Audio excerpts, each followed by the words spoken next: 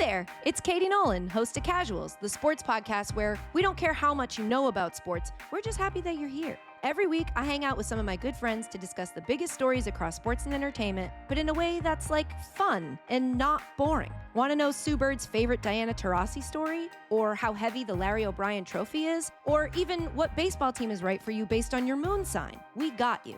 Listen to Casuals every Tuesday and Thursday on the SiriusXM app or wherever you get your podcasts. Bye!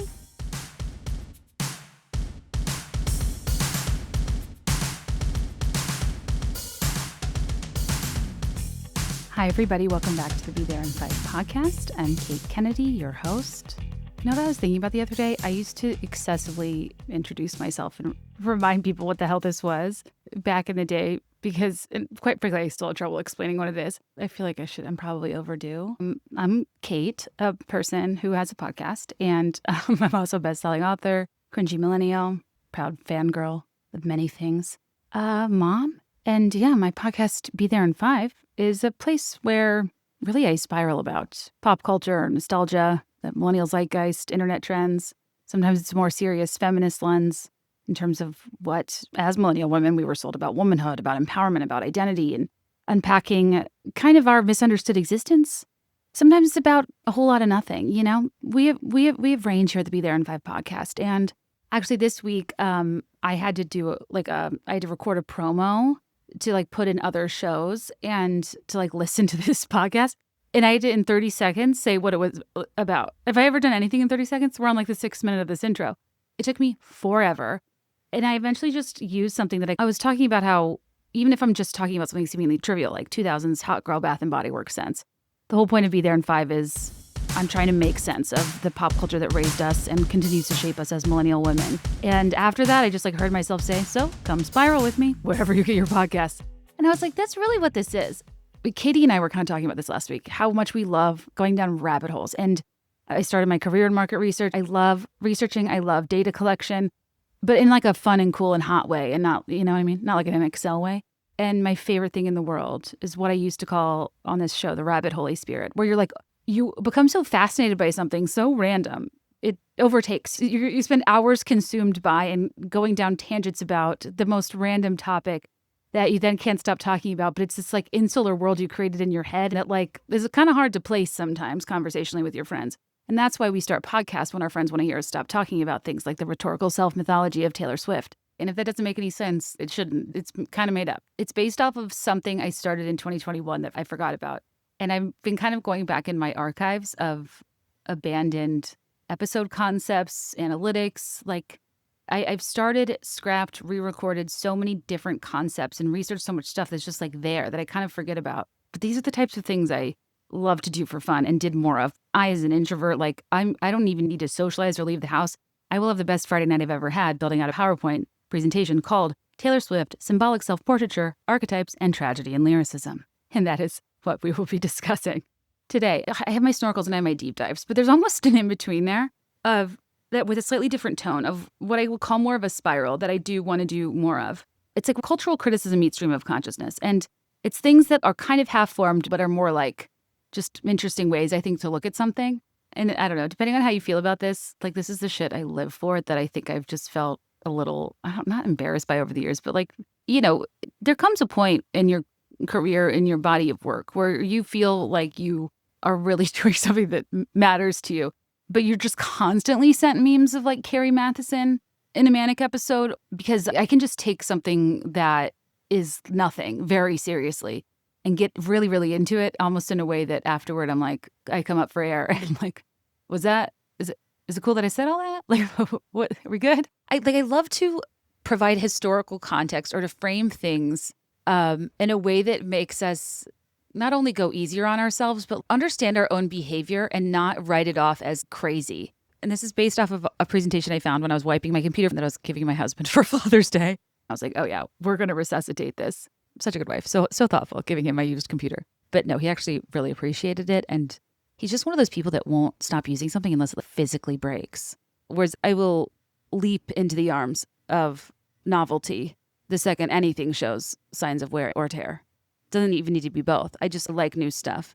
And I will find excuses to replace stuff, which I'm not saying is the right way to be. He's just more utility focused. I'm more novelty focused, I think. It's like we've had a perfectly good couch for 10 years, but I've been ready for a new couch for 5 of those years just because I don't know, vibes. Do I need to say more? I want to change it up. Not to genderize everything, but I don't know if men understand the joy, the thrill, the freedom that comes from this feeling that I developed in childhood, and I don't know if you guys did as well, of rearranging furniture. Like rearranging the furniture in your room as a kid. Are you kidding me? It was the most exciting thing ever. It was feng shui on opposite day. It was where can I fit my bed dresser? An accurate replica of Samantha Parkington's Edwardian school desk, which is true. And I did have my entire childhood. My mom is still holding on to it for me in North Carolina, but I need to figure out how to get a cast iron desk to Chicago. My broader point is there's just something really exciting, inspiring, empowering really about a space feeling new, whether it's repurposed or physically has something new in it, that I chase. Not the point. What I was going to say is, I'm calling this symbolic self-portraiture, but I don't really know what you call it. You could call it self-mythology, rhetorical self-mythology. It's when someone writes themselves into legend, and instead of letting fame just happen to them and responding to it and riding the wave, they actively kind of construct a hyperbolically human persona through storytelling, through symbolism, through strategic choices. There are some artists that treat their fandom, fame, power, and response through their body of work that constructs a larger-than-life version of you, using archetypes, using literary references, using mythic framing as the mastermind, the archer, the anti-hero, the albatross, as Clara Bow, as the actress starring in your bad dreams, as a witch, we're burning all the witches even if you aren't one, leaping from the gallows and levitating down your street, as the mirror ball, the tortured poet and the person who wants to go to the lakes where all the poets went to die. She doesn't belong. These are all these very dramatic self-characterizations that often are rooted in some sort of historical or literary type of universal archetype that allows her to relate to their grandness and legend and significance, and us to relate to their universal concepts that make them legends in the first place, if that makes sense. So it's almost like she relates to the scale and we relate to the substance. This whole spiral kind of started because of seeing the scrapped concept, then wanting to expand on it because of my recent interest in the song Cassandra and how I kind of ignored it before. Well, 2 songs, the Cassandra and the Albatross, are songs I haven't really talked about, that I wasn't super interested in, and that I started listening to more closely recently. And I was like, there's really a broader parallel of Taylor Swift and her being a form of modern mythology, and how our connection to it is less of a function of us being creepy, weird fangirls with a parasocial relationship with a woman who we think is our best friend that we'll never meet. And more that I actually think we're participating in something anthropological, ancient, and human as a way to process our own emotions through shared cultural mythology. And now I know this sounds like I'm about to launch into something very boring, and don't worry, I am. One topic I love to explore on the show is thinking about fangirls, the surveillance we perform on our own behavior, the experience of being a female superfan, and how it can be associated with a level of dismissal or frivolity. And young women made the Beatles only for a bunch of young women to be in situationships where the dude tells them to name 5 songs when they say they like the Beatles. It's we never stood a chance. And that was something that Nora and I talked about on the podcast. She uniquely reports on Taylor Swift and is a music critic and also talks a lot about the NFL. She was saying she's kind of in that world. She's what Taylor Swift fans is not that different or fundamentally crazier by any stretch than how involved and intense people are about sports. I just think it's so interesting that even we'll call ourselves crazy when I think if you look at it, it really is not that different from what other people do with their interests. I always think about being in conversations with people who've been to 100 Fish shows or Dave Matthews concerts or whatever, concert collectors. I knew a lot of these people in my youth because I had an era where I really liked hanging out with stoners and they really seemed to respond well to me. I never really smoked weed with them, but we would have deep convos in high school. In my religious phase, I kind of ruined it, crying to one of my close guy friends about worrying for his soul for participating in drugs and alcohol. And, whether saying that to a friend or a romantic interest, it will kill a buzz, it will kill a boner. When you get in conversations about wanting to intervene in fear of somebody's salvation based on their at-risk teenage behavior. But whenever I've been in groups and people are so fascinated about how many shows somebody's been to, how many Dead shows. It's tell me about Red Rocks and, '09. I'm okay, for kicks, insert any pop music artist that's had a lot of concerts that an adolescent woman might have gone to. And it's just such a different conversation. If I was sitting here telling you about how I've been to 100 Jonas Brothers concerts, you wouldn't be here celebrating my hobbies and inquiring more. You'd be talking shit about me when I went to the bathroom in regard to my impending mental illness. And so that's something we talk about a lot on the podcast in my book of like, never let anybody who drafts make-believe football teams make you believe your interests aren't important.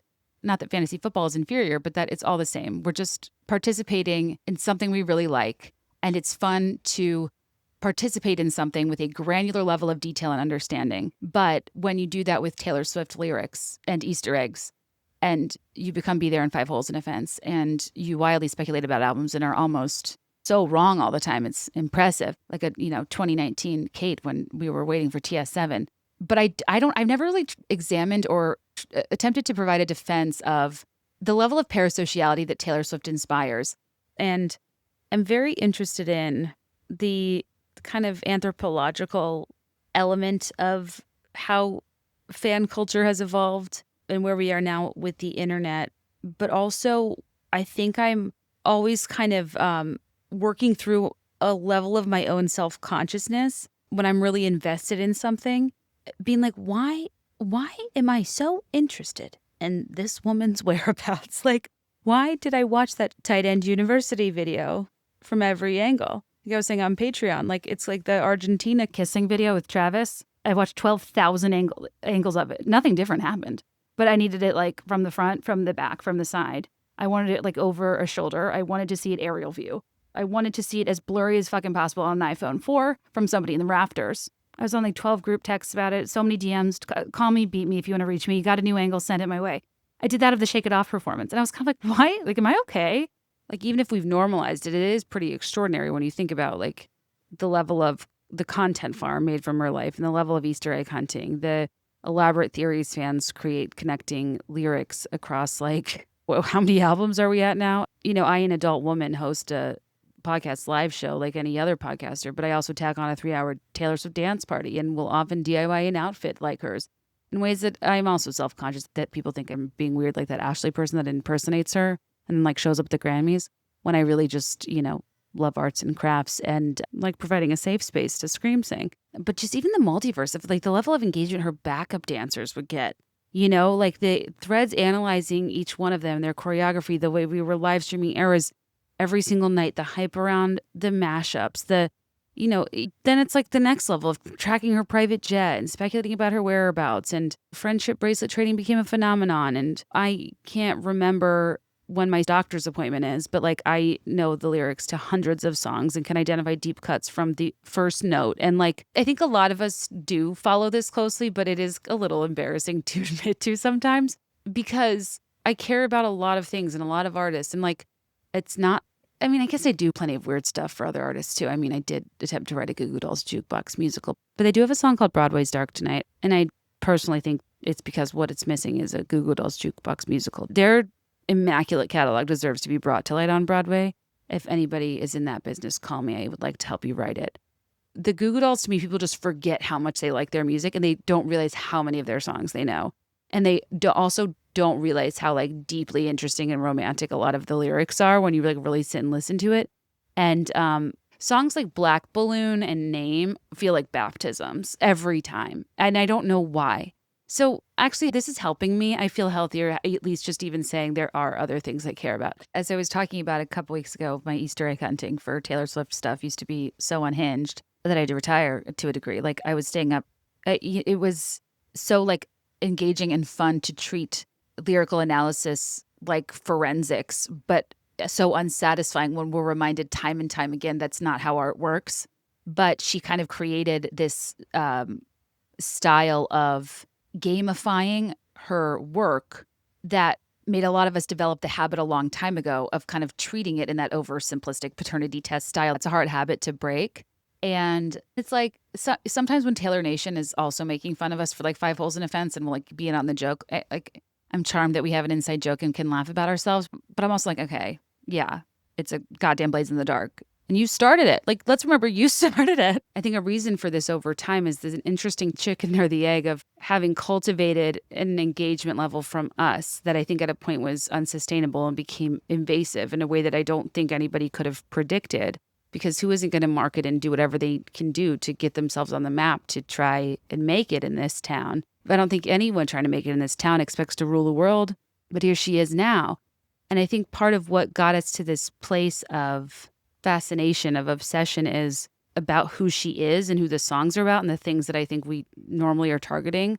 I think it's more about how she tells stories, how those stories have started to feel bigger than life, how her life probably feels unmanageably big to her, and she has to process through these, kind of giant metaphors, and how over time her music's kind of shifted from diary entries to something that feels more like modern mythology. It's a lot of symbolism, it's a lot of metaphors, it's a lot of characters, and it's a lot of coded meaning.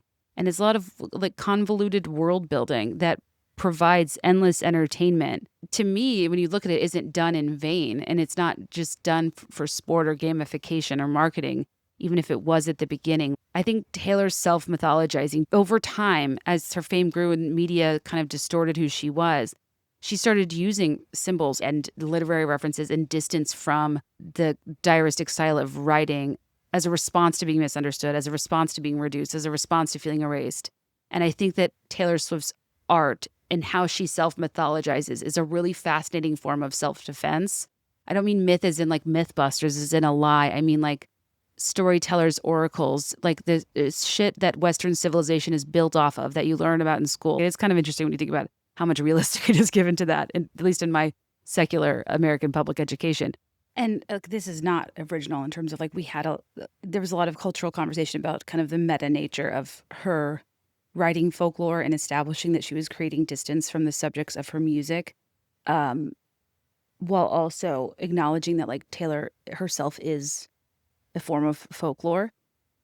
But there's something about the post-folklore era. Like we have 3 albums where there is distance created in a way that I think ultimately ended up being like artistically important for her to say what she wanted to say, and why there's also something like more academic going on behind the scenes with how she started to approach songwriting that you can see in like the quality and texture and like volume of references in her lyrics, folklore and beyond, that I just really interests me. And I tie back to a quote I remember seeing from Guillermo del Toro in 2022. It's like you almost have to think of her as less of an entertainer and more of like a meaning maker, more of a storyteller, and more of like one of those types of historical figures that helps entire cultures like process love, loss, power, redemption, transformation, like heartbreak. But my point is, it's not that we've just like deified her and like kind of baselessly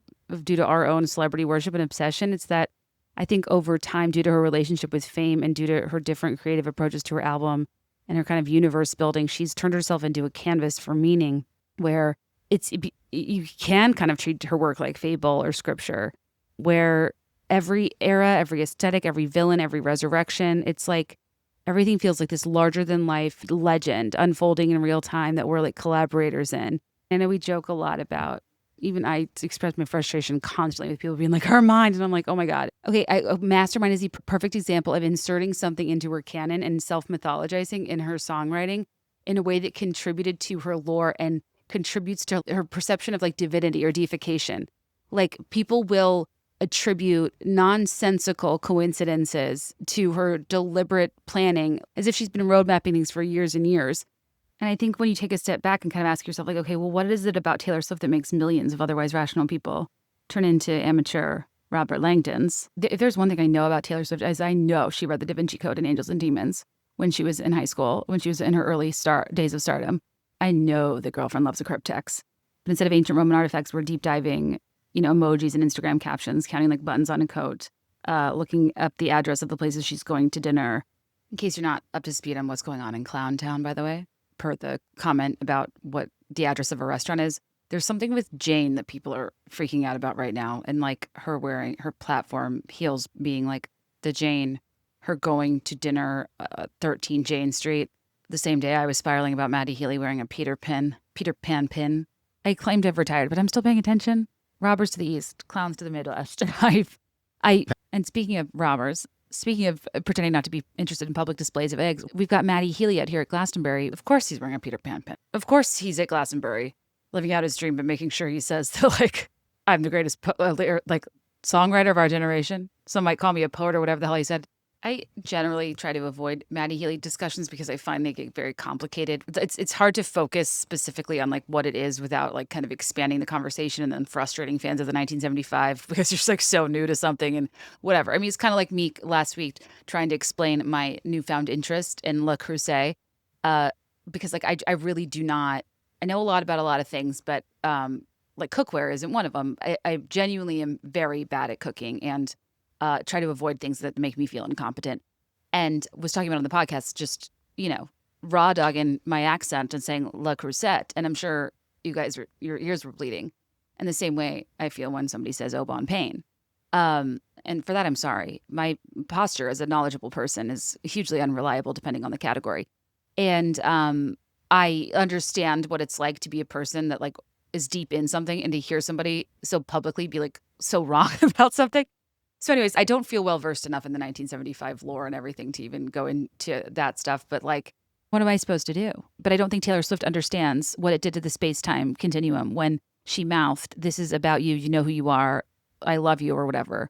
Right before the song Cardigan at the Eras Tour, while she was dating Matty, right after Matty Healy did that on stage and mouth the exact same verbatim thing before the 1975 song About You.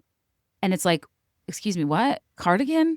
I had someone settled on it being a song from Betty's perspective about James, which canonically just fit into like a totally different universe that I would never conflate with Matty Healy. And that's a very specific Peter Pan reference. She ends the Tortured Poets anthology with Peter, one of the most gorgeous bridges she's ever written, a song I'm obsessed with. Teddy and I have an interpretive dance to it. But now I'm sitting here wondering if the line in Guilty as Sin about I keep these longings lost in lowercase inside a vault. It's like, okay, well, the vaults, what she refers to as her unreleased songs, and Folklore and Evermore are famously entirely lowercase ventures. And these albums were allegedly about fictional characters, which always confused me because she wrote some of her most self-referential music ever. Songs like Mirrorball and My Tears Ricochet and Mad Woman, like us just knowing that those are about specific moments in her battle with the public in her career. This Is Me Trying, like those did feel quite diaristic and about her relationship to fame and public perception. But like what this conversation's about today is partially inspired by how important it was for tortured poets to introduce another romantic interest so profoundly not on my radar and make me rethink everything in her catalog in recent years. And even going back to Cardigan after she mouthed This One's About You, which I don't know. There's different ways you can look at that. In the same way that Karma is the guy on the Chiefs now instead of Karma is the guy on the screen. It's like she, like us, can take songs and make it about ourselves in a moment. And I think that we have to be careful about getting into the trap of being a little bit too literal. And while it's very clear her emotional experiences are kind of like a vessel to weave seeds of truth that will confuse people like me who got in the habit of reducing her work to who it's about many moons ago, it's just an important, if not disorienting reminder that the analytics I've performed aren't forensics. They're fairy tales. They're adding to her mythos of nothing ever being super clear, so she has plausible deniability, which is what makes it so effective. And I think anytime I'm reminded of all the time I spend trying to figure this shit out and it never being right, I almost wanted to revisit that and be like, no, this isn't a source for shame or a reason to quit. This is what literary analysis is. There is no right answer. And I wanted to loop back to the question I was asking a couple episodes ago of, am I crazy? Are the Swifties crazy? The way we've kind of oversimplified our own lore and clowning to be baseless and nonsensical. I actually think we need to give ourselves more credit. I think that's assigning kind of a fangirl hysteria to what is a very normal response to a body of work very intentionally laced with symbolism, metaphor, references that creates a universe that people can and will endlessly analyze in this way. And I was tempted to kind of talk about this more broadly and for once not more literally and be like, this is about this, but more literarily and ask a different question of like, what is it about Taylor Swift that makes millions of otherwise rational people turn into amateur detectives, turn into Lady Robert Langdons? What makes her different from other artists telling their personal stories? There's so much more that goes into this level of cultural obsession where people are like treating her work like it's scripture. And I think that Taylor Swift has become like our generation's mythological storyteller. and crack the code in something that humans have always needed. These like larger than life figures who can process emotions like too big for us ordinary people. And what I was trying to kind of sort my thoughts out on is like, what if a monoculture, an obsession to varying degrees people have with Taylor Swift, like isn't about celebrity worship, but has more to do with like the space she's filling in the time we're in, where traditional institutions aren't what they once were, whether it's religion, community organizations, even like families, proximity to one another. I don't think we are provided with the same stories and rituals and interpersonal folklore that once existed, with less isolation, less predominantly digital interaction, because I think like our rituals and folklore now are like memeified and bite-sized and digested so quickly by the news cycle. They don't have any meaningful staying power that actually gives them cultural significance in a way that's fulfilling. They're distracting, but I don't know that they're fulfilling. But I think humans need something to chew on. Like, I think we need substance and we need connectivity and we need community and we need ways to process big emotions collectively. And we need shared narratives to help us make sense of our experiences. This is the value of art. I mean, we as people want prophets, we want storytellers, we want people who have this gift to say, this is what pain is and what it looks like. This is what heartbreak feels like. This is what growing up costs. This is evidence you'll survive loss. An appreciation for people that can take the chaos of being human and give it form and give it meaning. But I think one of the torturous flip side of that, of having that gift, of that gift being your wellspring, is everyone is benefiting from the catharsis of your work without the pain of being you. And in a weird way, your pain is their gain. It's just like to turn your devastation into essentially folklore that's passed down into stories that become ours. It's the same thing that ancient stories did, the same thing that any artist has done over time, and the reason they're such beloved characters in our culture and in our history. Shoot, I'm already 20 minutes in. What's the best way to structure this? I think that's why I wanted to frame it as a spiral, because it's like sometimes I prevent myself from doing stuff like this because it's almost like it needs to be like airtight, but like literary analysis, that's not a thing. You know what I mean? And I do kind of want to establish that, like, I think there was a part of me that felt a little sad going through my old computer. I think I had it from 2019 to 2022. So this was initially based off of me trying to understand folklore and evermore. But either I jumped ship because it wasn't making sense to me, and now revisiting it with the additional albums, I was like, oh, now this is kind of a fascinating arc to examine. But also, I think over time, like, my point is never that I think I'm right, or that I have a totally sound argument. The point to me, at least of literary analysis, is to explore and like look at things through new frameworks, if anything for sport, and just to kind of like expand our own understanding, our own empathy of ourselves, of the material. And I think that, people feel uncomfortable with a difference of opinion if they don't agree with what something is about, and I feel that sometimes too. But yeah, I was like, oh, I probably didn't do anything with this because I was still scarred from like getting strongly worded emails that it was offensive to suggest Taylor Swift had mental health issues in my interpretation of The Archer. And I don't know what to tell you, gang. I cut off my nose just to spite my face, and I hate my reflection for years and years. Awake in the night, I pace like a ghost. The room is on fire, invisible smoke. Me, he. Like, that's not, those are different, tonally, these are different songs, and it's okay to approach these that way. And as an anxious person, I felt very seen by The Archer. I devoted a whole episode to it. And I forget, I kind of forgot about that. I guess people weren't happy that I was implying Taylor Swift dealt with anxiety, which in hindsight, now I'm older, none the wiser. I'm like, okay, get a grip. I think I wanted to spiral through, one, how she's used literary references throughout time, and a trend that not just me, like many others have observed, and we talked about a lot during the folklore era, where she uses symbols in her self-portraiture that helps her process an existence that I think is so extraordinary that only like archetypal frameworks seem adequate to describe it, and how they've gotten increasingly complex with her experience and maturity, sure, but I also will argue deliberate research and personal interest following the folklore era and following potentially her directorial era.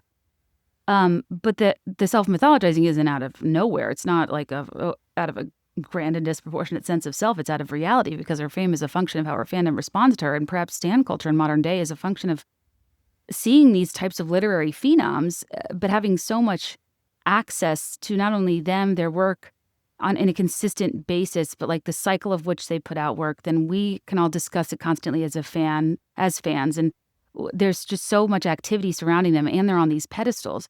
Like there's something of a supernatural given their level of skill. But in doing that, it kind of makes us defend them as if criticism is blasphemy in a way that's religious. Criticize them like a difference of opinion is like a betrayal and how far they fall if they do wrong. It's a crushing level of pressure. And I'm arguing like there is almost a spiritual investment that people will resist. And I know it sounds weird to say inappropriately like a false god, but I actually kind of think that's what it is if you frame it in the context of the human need to have these types of characters. And I think T.S. is no different, but she just happens to be a pop star, which is a category where when you draw parallels to spirituality or like worse worship, that's what gets associated with female hysteria. And I think that there's like a healthy and weird spectrum that this operates on. But this is also a hard episode to do because it's like such an expansive thing. It's almost like I can't dive into, like I just have to kind of name over time what I've seen instead of dive into them more specifically. But what's something I've always loved about her is her interest in literary references, and they match what someone, her age when the song came out in life phase, like would understand, but she's always like really elevated it. So like think about early on, we have like the fairy tale era. We have Fearless, of course. We have Love Story, reimagining Shakespeare's Romeo and Juliet. I think she famously said in an interview she felt the characters deserved better. And that's like an early start of writing a tragic literary ending with hope. Which now I could argue, like the Albatross is a really interesting elevated example of an ancient literary, very confusing. It's based off of Rhyme of the Ancient Mariner, which has just been debated for centuries and centuries. And how I think the ending of that is meant to really like make you think about how things are open to interpretation. Like, is the albatross really, the devil, looks more like an angel? Are those the words? The fairy tale framework really dominated this era. It dominated the tour. It was White Horse, The Delusionment with Prince Charming. It was Enchanted. Today was a fairy tale. I think a big part of her appeal to me as a person who also loved a fairy tale but was feeling disillusioned was, I don't know, there was something about using the storytelling of country music and pairing it with classic means of storytelling that I think was really interesting. And even when she starts to get a bit more self-referential about her own career, what is she doing? She's writing Long Live and using mythic terms with dragons and kingdoms to explain it. And Speak Now is the first hint we get where she herself acknowledges the legend she's becoming. 1989, I think, was really interesting because obviously we were doing a whole categorical transformation, and this wasn't going to be about country music storytelling as much. And as we know in canon, we're focused on sonic cohesion. I think that blank space is really the standout in this theme I'm exploring, where it demonstrates her awareness of her persona, and it shows her skill at responding to that public reception by a certain like self-portraiture she can portray in her music as a literary technique. It's a satirical self-reference, adopting the media's portrayal, being like, okay, if that's who you say I am, what does this look like? And kind of, making the public think twice about what they're saying about her through a really interesting approach instead of just being overly defensive. And that's The Nightmare Dressed Like a Daydream. Then Reputation is so fascinating to me because it's the most dramatic, obvious mythological transformation after the Taylor Swift as a snake situation. She chose to reclaim the symbol, right? Instead of dodge it, instead of avoid it, instead of feel ashamed by it, like the snake became this big metaphor about rebirth, about shedding her skin, about destruction and renewal and the death of her reputation. And look what you made me do. The old Taylor can't come to the phone right now. Why? Because she's dead. Like, I'll never forget the first time I heard that lyric and saw the video and the literalized death and rebirth with the graveyard and the zombie. And it's just like, wow, this was so theatrical and like the most explicit engagement with mythological transformation that I think the only way she could show how profoundly earth-shattering that situation was with the downfall of her reputation was to communicate it through this like colossal Gothic metaphor and communicate it as if like in her reputation dying, like she kind of did as well because being good and her identity was so important to her. I was so blown away by kind of the adoption of the persona and using that as a means to combat it rather than write a bunch of songs like Mean, and a liar and pathetic and alone in life and mean. It's like, yeah, but also, I don't know. I got smarter, I got harder in the nick of time. Anyway, we'll loop back to Rep because now I think that had a place in her progression, but it was theatrical, it was performative, and it was a less honest exploration of herself as more of a flawed character and more of like a campy one that was like just in response to this like public reception. We are in the thick of it, you guys, in the middle of July. It is hot. And even when it's hot and I'm covered in moisture and humidity, somehow my skin is still dry. And I want the right kind of glow, not like the sweat glow, the red carpet glow, the dewdrop glow. If you want a summer glow, if you listen to this podcast, hopefully by now you know where to go. And you are looking into Osea's best-selling Andari algae body oil, which is rich yet never greasy. And it already has the scent of summer bottled, so you're covered there. It's like a natural citrus scent with like mango and grapefruit and lime. It's a gorgeous scent. And many years ago, I shared on this podcast, like, I didn't know I should be using a body oil. All these years, I wasn't just clowning for Taylor Swift Easter eggs. I was using very thick and unforgiving lotions that were transferring on clothes that weren't keeping my skin moist. And I love to put this on when I'm still a little damp out of the shower. It makes my skin feel so good. I feel like Osea is just a company also that doesn't force you to choose between your values and the best skin. They've had vegan and cruelty-free clean beauty since '96. They're born in California. Their mother and daughter founded. And I don't know, if you want to feel sculpted and silky and glowy and gorge for summer, look no further. I love Andari algae body oil, and that's why I've been telling you about it for like 5 years now. Andari algae body oil is Osea's #1 best-selling product, and there's one sold every 30 seconds, which is wild. Rich yet never greasy and clinically proven to instantly improve skin elasticity.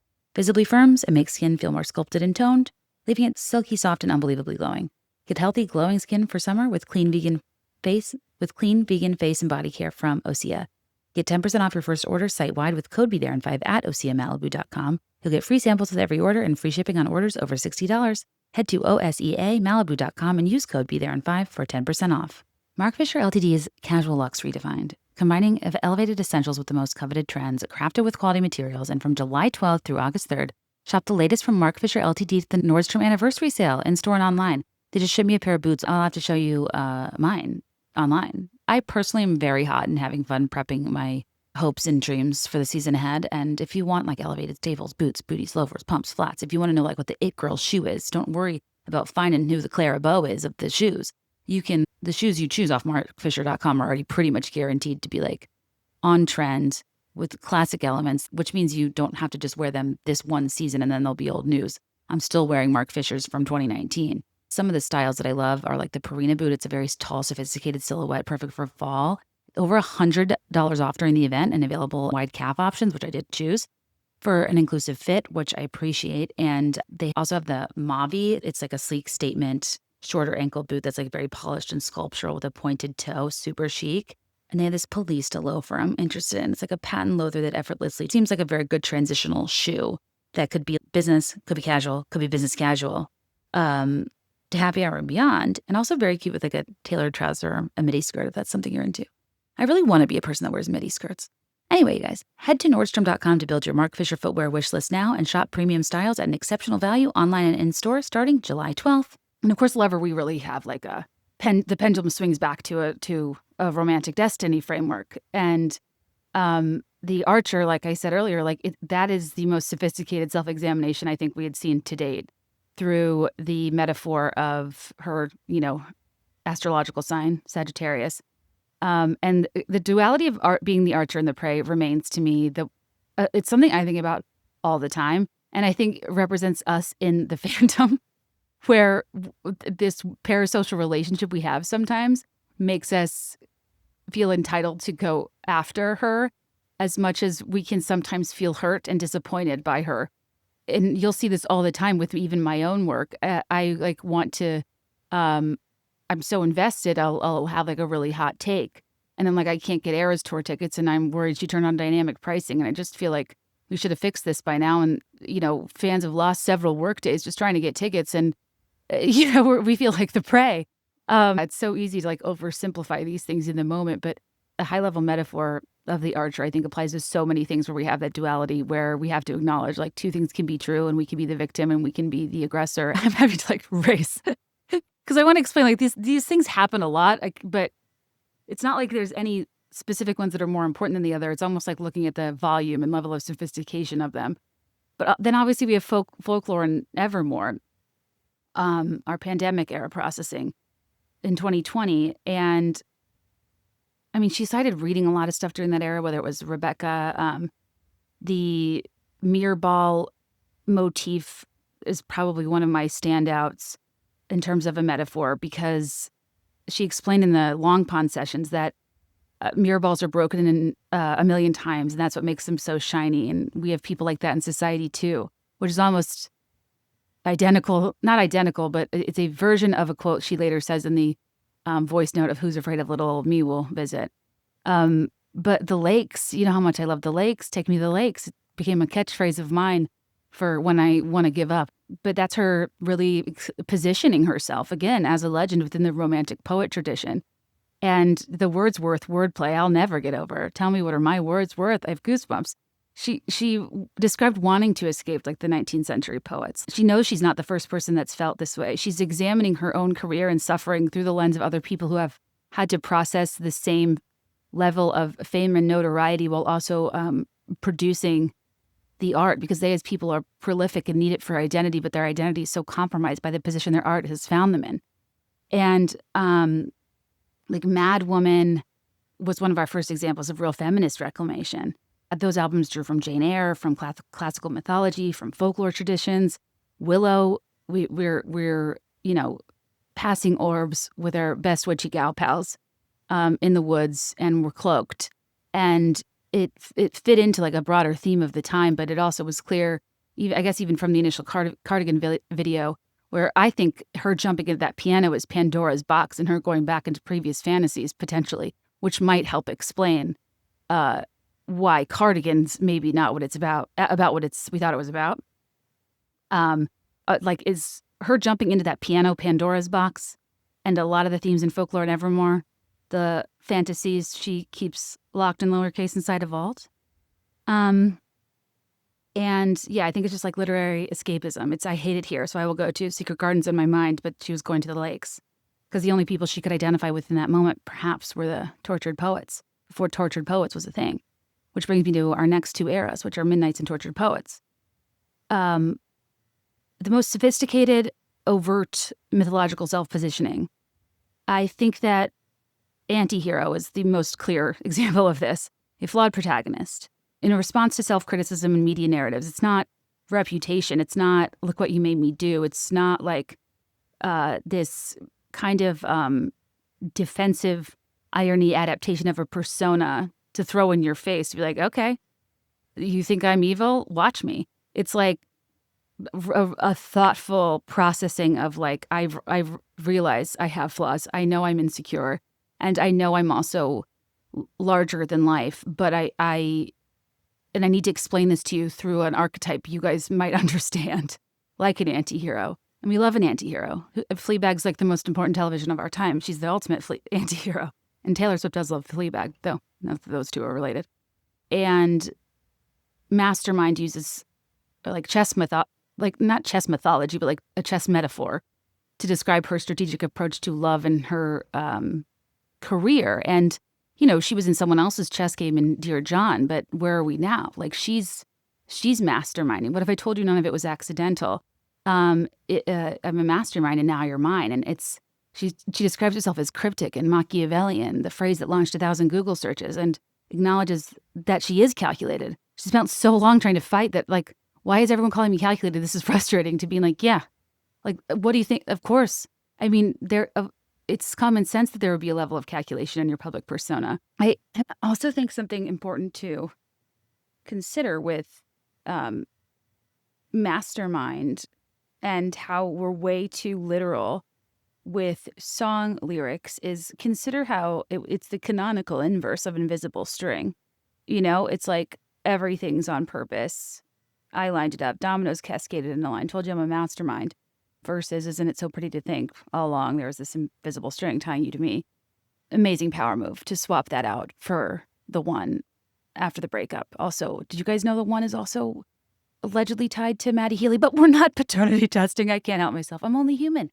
I'm a canonical oxymoron as well. Like is that the right word? I'm not as literarily skilled as she is. But like, I'm the archer, I'm the prey, I'm the invisible string, I'm the mastermind, I'm the daylight, I'm the hoax. We have to contain multitudes in ourselves and within lyrics, and we can long live the good moments and then feel like the unlucky one in the bad. And we can choose grace after betrayal with innocence, but, then be made into a lifelike mannequin lying in a bed in a music video next to known sexual predators and controversial characters and Donald Trump in the midst of being in a sexual assault trial yourself by a terrible man exploiting your likeness, and then come out with, like, what you made me do. She rises up from the dead. She does it all the time. And as I go through all these controversies, I'm like, Jesus, can't say I would have been donezo a long time ago. The resilience truly is remarkable, you guys. She is so well adjusted, all things considered. I don't know how she handles this stuff, all while not being able to really live freely out and about and do things. Like, I don't think I could go through hard things in life if I couldn't go to restaurants and sit at the bar and eat alone. Because that's how I cope. And I'm going to revisit Midnights in a second in the context of a Guillermo del Toro quote. And also, I'm sorry if I repeat myself, because this is, again, a spiral. And it's almost like me trying to explain to you what I think could be happening and having to reinforce it to myself to see if it's making sense. I'll stare directly some, but never in the mirror.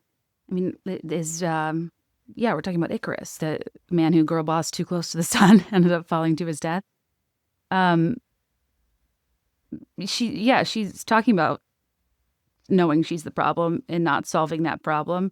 Icarus, flew directly into the problem and paid the ultimate price. And she kind of talks about how, oh my God, I forgot about this. Her daughter-in-law kills her for the money, and not writing her into the will and laughing up at her from hell. That song was intense and interesting to think about now.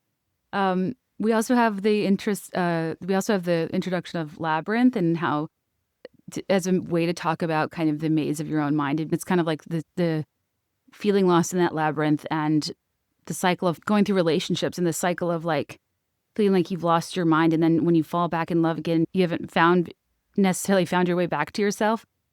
The anxiety and fear you experience going into the next relationship and thinking patterns will repeat and feeling like you can't achieve clarity and you're just so lost in your own mind. Like, Labyrinth was a pretty interesting metaphor deriving from Greek mythology. And a lot of people also think the Great War is very Trojan War adjacent.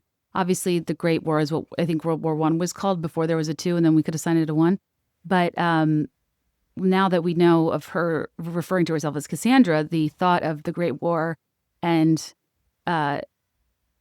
her thinking of that more as the Trojan War is something that I think is worth exploring. And I think that getting it's like if you, it could be either, and it could be any war. And again, I don't think I'm right, and this isn't prescriptive. This is just shooting the shit. But got a sense I'd been betrayed is interesting, thinking about now we have a song where she's full on saying she's a mythological fixture involved in the Trojan War. Cassandra, when she says got a sense I'd been betrayed, isn't that the whole Trojan horse of it all? The wooden horse full of soldiers as a surprise attack. I don't know if I'm sophisticated enough to have that conversation, because there's you literary folks, you English majors, you great thinkers of historic texts. I'm sure this feels pedantic, but they're just kind of observationally, I can go anywhere I want, just not Homer. That's a bigger conversation. I can't get into the Iliad.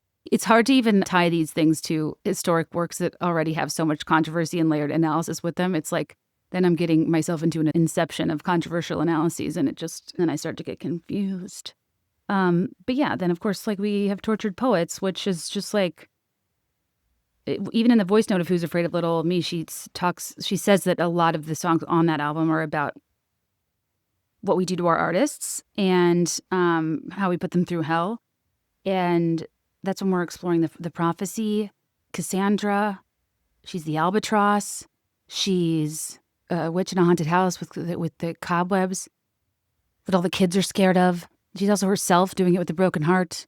We, of course, have a Peter Pan reference tying back to Cardigan that's really interesting.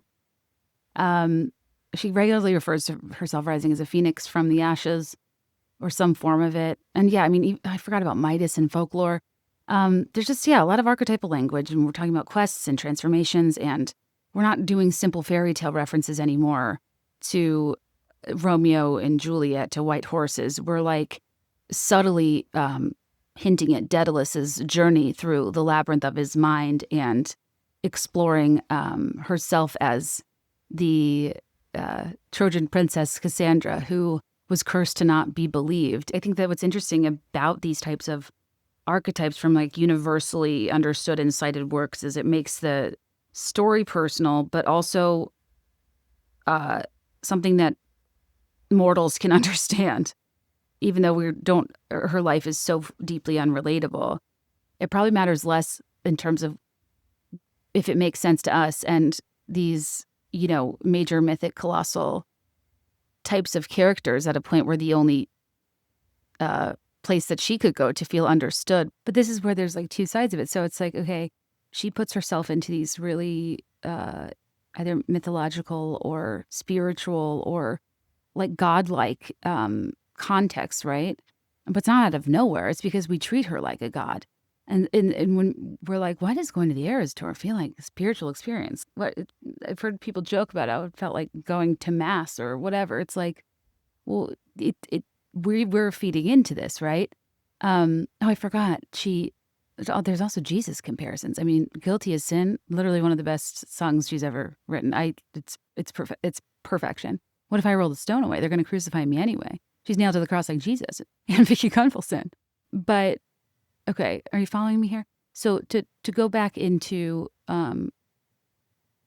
like these people throughout time and treating her kind of like a god, the way I was thinking about this is we, just as the beginnings of civilization, there were gods and goddesses and kind of the pagan framework of how people explained life and death and pain. And since the beginning of time, again, Western Civ, limited knowledge, like pre-Christianity, you have your Greek gods, you have your epic heroes, but these people are built in with very human flaws to teach very specific lessons, right? And whether it's, Zeus and all of his affairs and starting wars, obviously Achilles has a problem with his heel.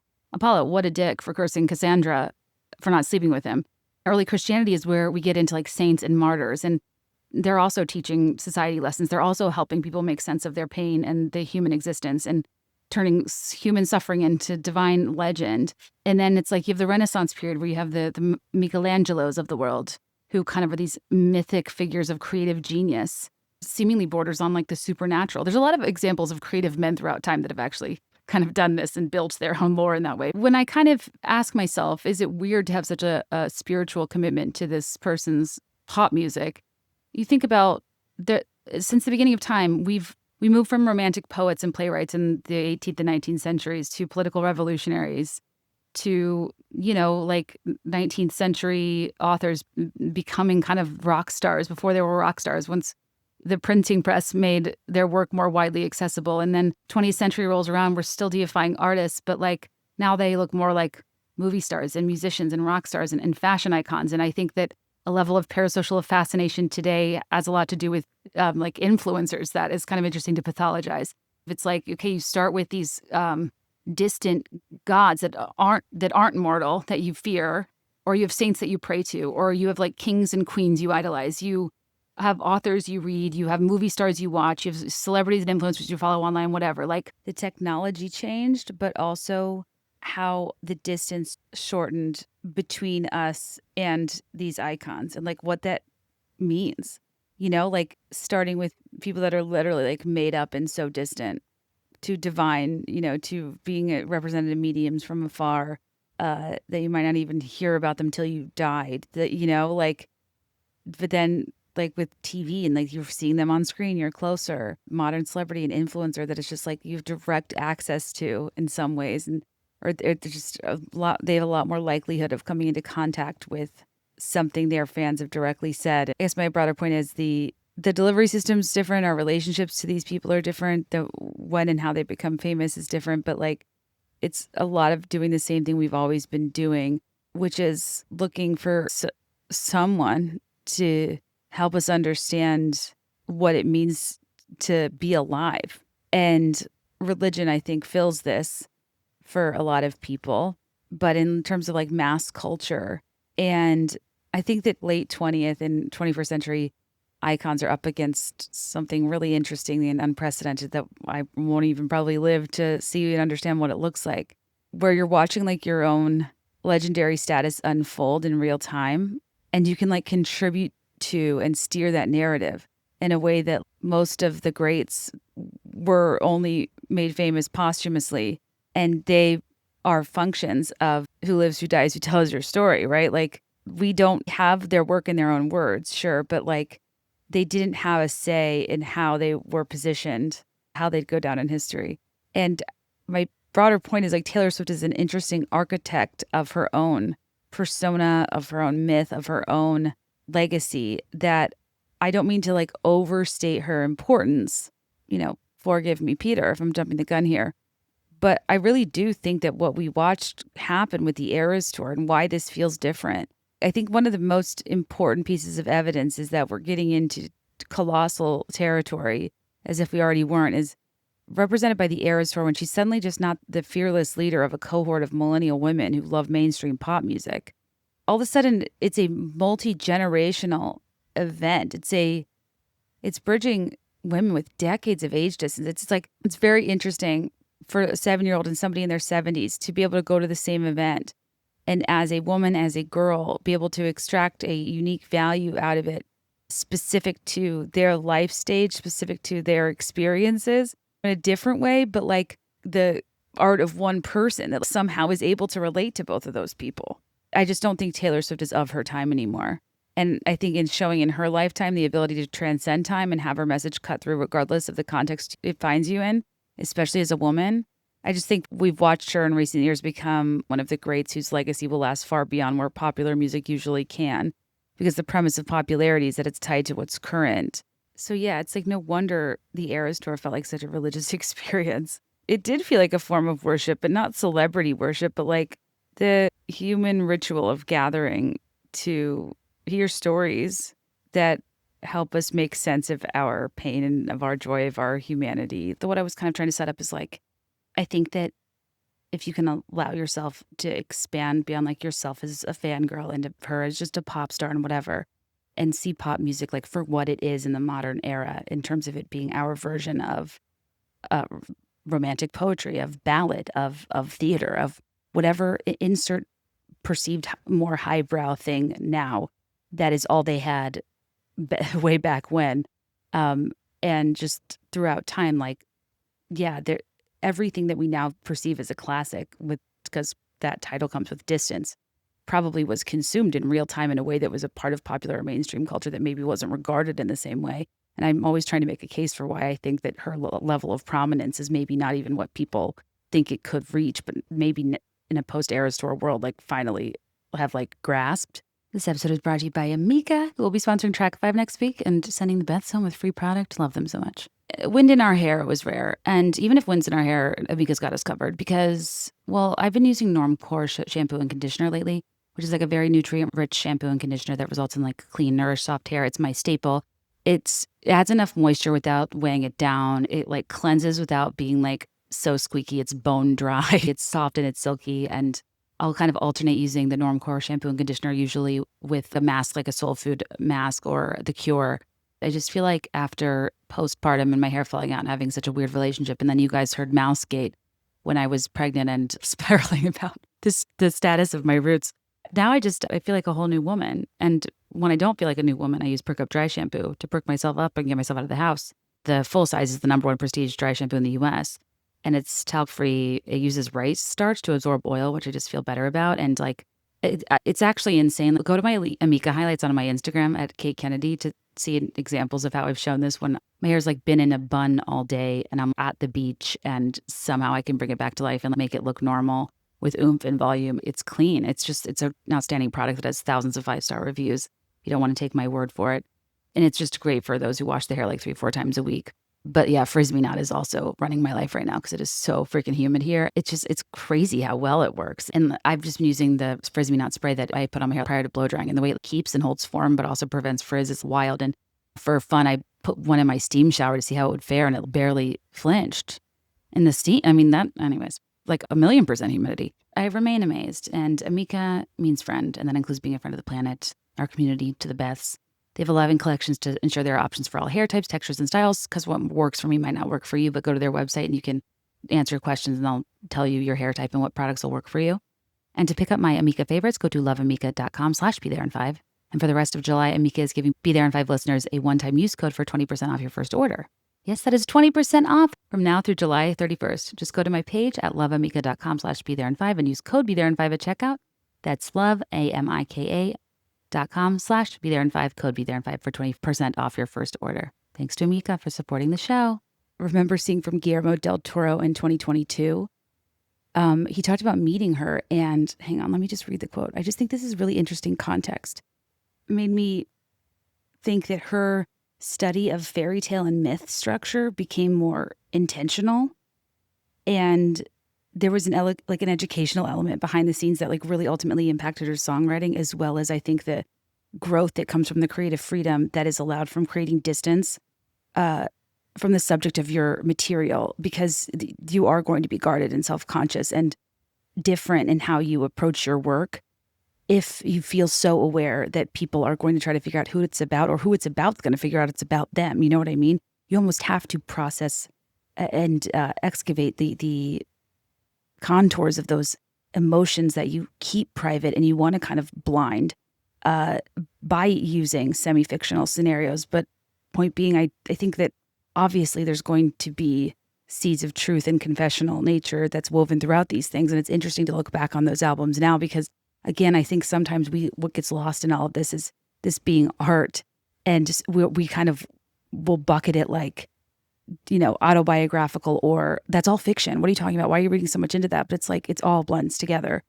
But I do think that as an artist, strategically, the 3 albums, Folklore, Evermore, and Midnights, were so interesting because it was a sustained period of time where she could say either this is fiction, I was world building, or with Midnights, it was a very specific positioning of these are, however many nights scattered throughout my career, to make it very clear that these were not all recent, all in real time, all about one person, thing, or event, that at some point, at any time, she would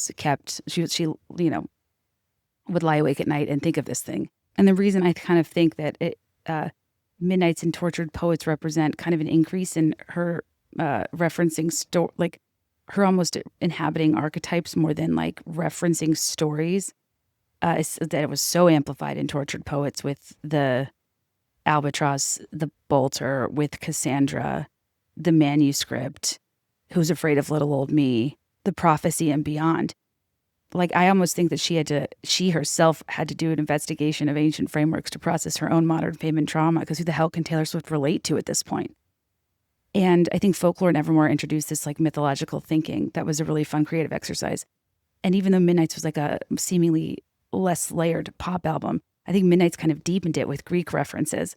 And then Tortured Poets made it just like so explicit with this very direct mythological self-identification. Oh, and what I was saying, the reason I think that she put some serious time into understanding the background of the very type of lore she was writing, and by nature started to identify with it and write herself into it, is because Guillermo del Toro said in 2022, and he met her at like some directorial thing. Remember when she was on the Oscar trail for All Too Well short film? And when he was asked about meeting her, he said, "I have the greatest admiration for her. We have one of the most stimulating and gratifying conversations. We have many, many common interests, and her interest in fable and myth and the origins of fairy tale is quite deep. I gave her a few books that I thought would be interesting for her. Among them, very importantly, a book that was useful for me in creating Pan's Labyrinth called The Science of Fairy Tales, which codifies and talks about fairy tale lore. Two things. One, this kind of veered me off the scent of thinking we were going to get a TLDR movie. And I was like, oh, maybe it's fairy adjacent. But also, what were we doing 2021, 2022? Cottagecore competency. The pandemic kind of inspired this like magical, mystical, cottagecore, fairy core, in some cases fairy gore, garden gnome-esque wonder, where Taylor herself with like the willow and the dancing witch of it all, and the kind of magical, mystical forest vibe. I mean, that 2020, 2021 was an interesting era because we had folklore and Evermore, but then we also had like Taylor's versions coming out. So we were kind of vacillating between a version of Taylor Swift that was a little bit fearless and a little bit ferngully. So okay, to make my point about her writing herself into these types of larger than life characters in a way that I think is earnest and honest and different than kind of the campy, theatrical, performative type of villain she was doing in Reputation. So she does folklore and Evermore, writes her own like legends or herself into kind of versions of these like characters, and does a lot of like personal exploration. And then Midnights comes out, and it's kind of an album that is like, okay, allegedly more about her again, but again, it's nights spread throughout her career. But what is the leading single? And like, what is the leading night of the thing that she's thinking about that keeps her up at night? And what does she frame herself as to debut Midnights? And it's the anti-hero. It's the ultimate archetype. It's the kind of the response to like, oh, I don't really want to be on this pedestal. And I want to exhibit some self-awareness. Like, did you, my covert narcissism disguises altruism, like some kind of congressman? Like, that song was wild. And that to me is an example of a song that like I don't think is one of her biggest hits or fan favorites, but one she came out with because she was very specifically trying to say something. And I also think it was an era where, you know, she was under a lot of heat for what she was and wasn't responding to. It was an interesting journey as a fan because I think some expectations were set post Miss Americana, like I'm going to be more of an activist now, to kind of retreating. And then there was like kind of an excess intensity of demand from public figures around that time that myself included felt of like, when things feel so dire in our culture and society and you feel people have influence they could be using it, I think it's only human to feel like frustrated, like something could be done. But I have to acknowledge like the selective nature of that and wanting people to align with the things I care about. And then, you know, and I as a person on the internet feel like this is such a frustrating thing to experience, and how people are like a little too excited or to like malign you as this like awful person if you very specifically selectively aren't highlighting the thing that they in that moment need to talk about, as if you aren't a person with other shit going on or very good reason to have to stay in a lane because of what your commentary kind of gets you involved with and requires you to sustain. It's like I'll get reamed out for not talking or caring about something, but it's like, well, I did yesterday, but the story expired, and today I'm like watching my kid. I understand like the desire for humanity on a different level on a very small scale, but things really changed for me when I was experiencing some like intense demands when I was like on my way to a funeral that like nobody knew like that about something I wasn't sharing. And it's like this, when you really think about that, it is dehumanizing how they're approaching you so aggressively. Like, you as a person and your reasons and like don't really matter to me as much as I need you to be like an exact projection of what I demand from you. And yeah, over time I've had a few experiences where I'm like, this is fucking weird. And I can fall into that because I do think we are in extraordinarily dire times where voices and influence matter, but to be spoken to so like cruelly in the name of standing up for something is just like so profoundly ineffective that it's really made me rethink how I approach things when I'm trying to get a point across. And yeah, I've like been harsh on her about this, and there are parts of it I stand by and parts of it I'm like, well, I guess I do understand a bit more now. And I do think a lot of it, like the nuance for me is a bit more having to do with like, do you capitalize off of feminist messaging? I'm not the type of person that's just like, leave famous people alone.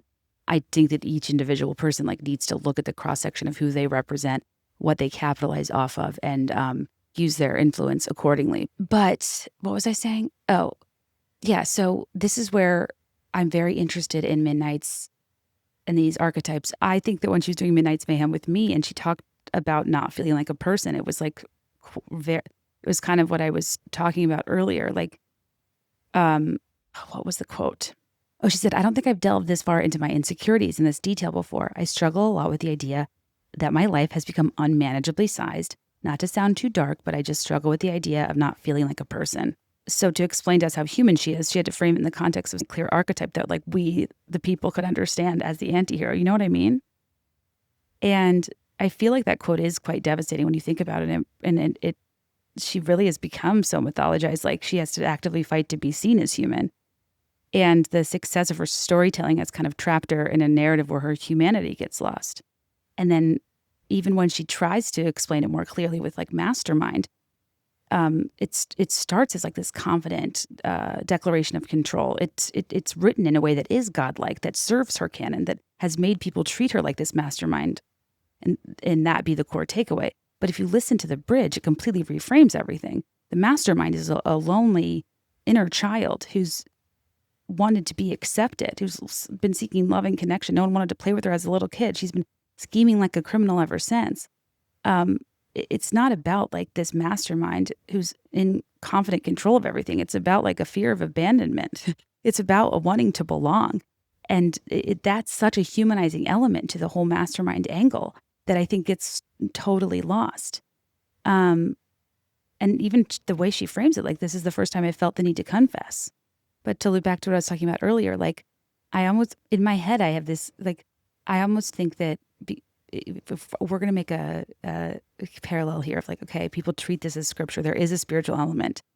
There's a range of responses to this where I think it's like harmlessly spiritual and connective. And sometimes it is worship that is problematic. And I think that where that spectrum lies is kind of what I was touching on earlier with monotheism and polytheism. I think it's like, kind of like, okay, if I'm going to be on a pedestal and I'm going to be a god-like figure to people, I don't think she actually likes the kind that like demands or like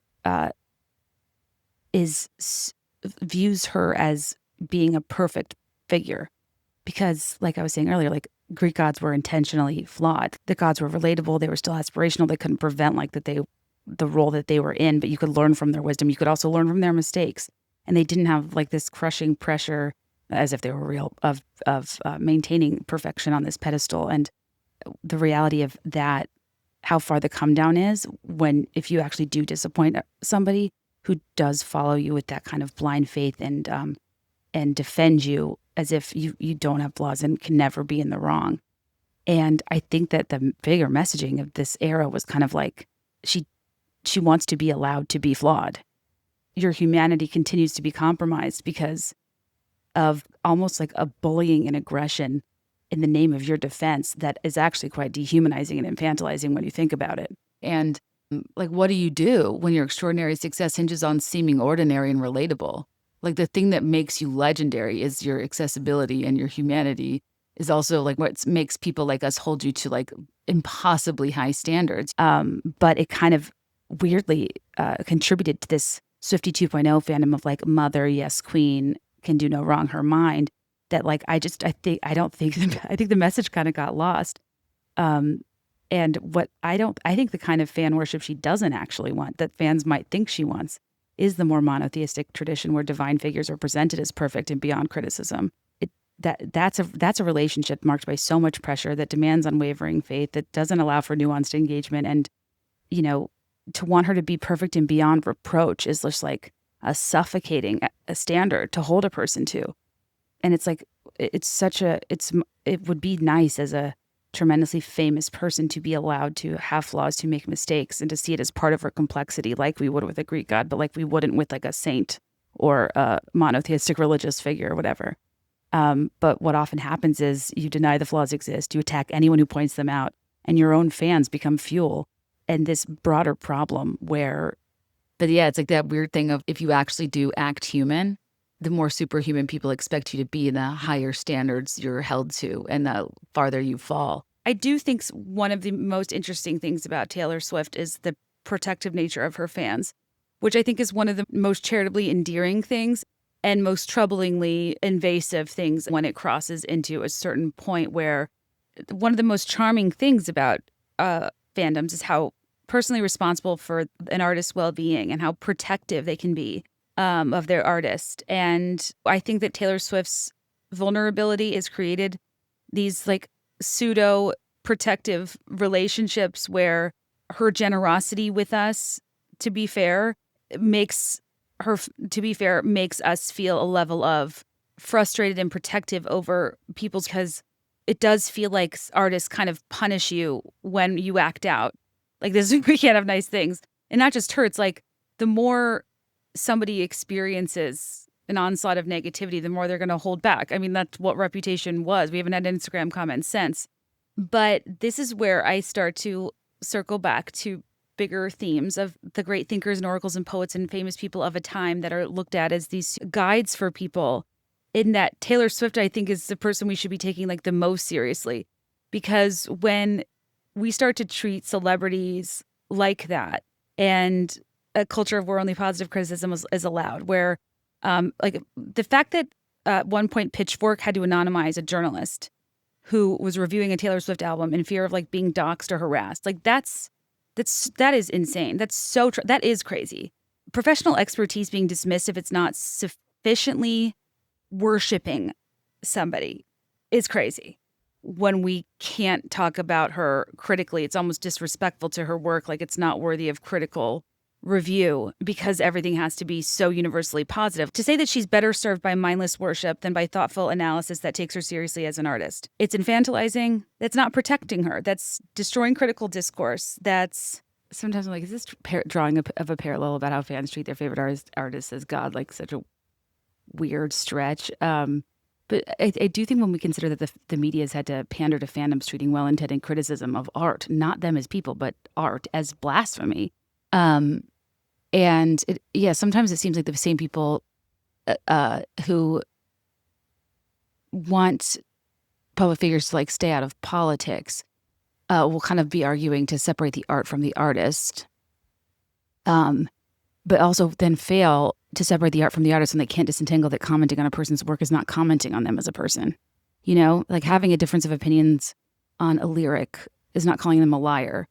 Having a difference of opinion on a lyric is not calling someone a liar or implying the use of multiple muses or grand metaphor or myth, or difference of interpretation doesn't make the work inauthentic. It makes it art. It is an interesting issue in modern day with stan culture. And it's not just specific to Taylor Swift, but it's almost like I'm using the like God, great thinker, oracle, philosopher, whatever, like kind of parallel in terms of like people looking to these people throughout history as a way to not only justify and defend spiritual attachment, because I think that like it is human nature, and I don't like that association with like shame or hysteria or being like kind of crazy as a fangirl, which I think over time it hopefully for most of us has become less of an issue. But like I said earlier, I do think there can be a tendency for us to even collapse our experiences, getting excited and doing things and searching for Easter eggs and whatever as like crazy behavior.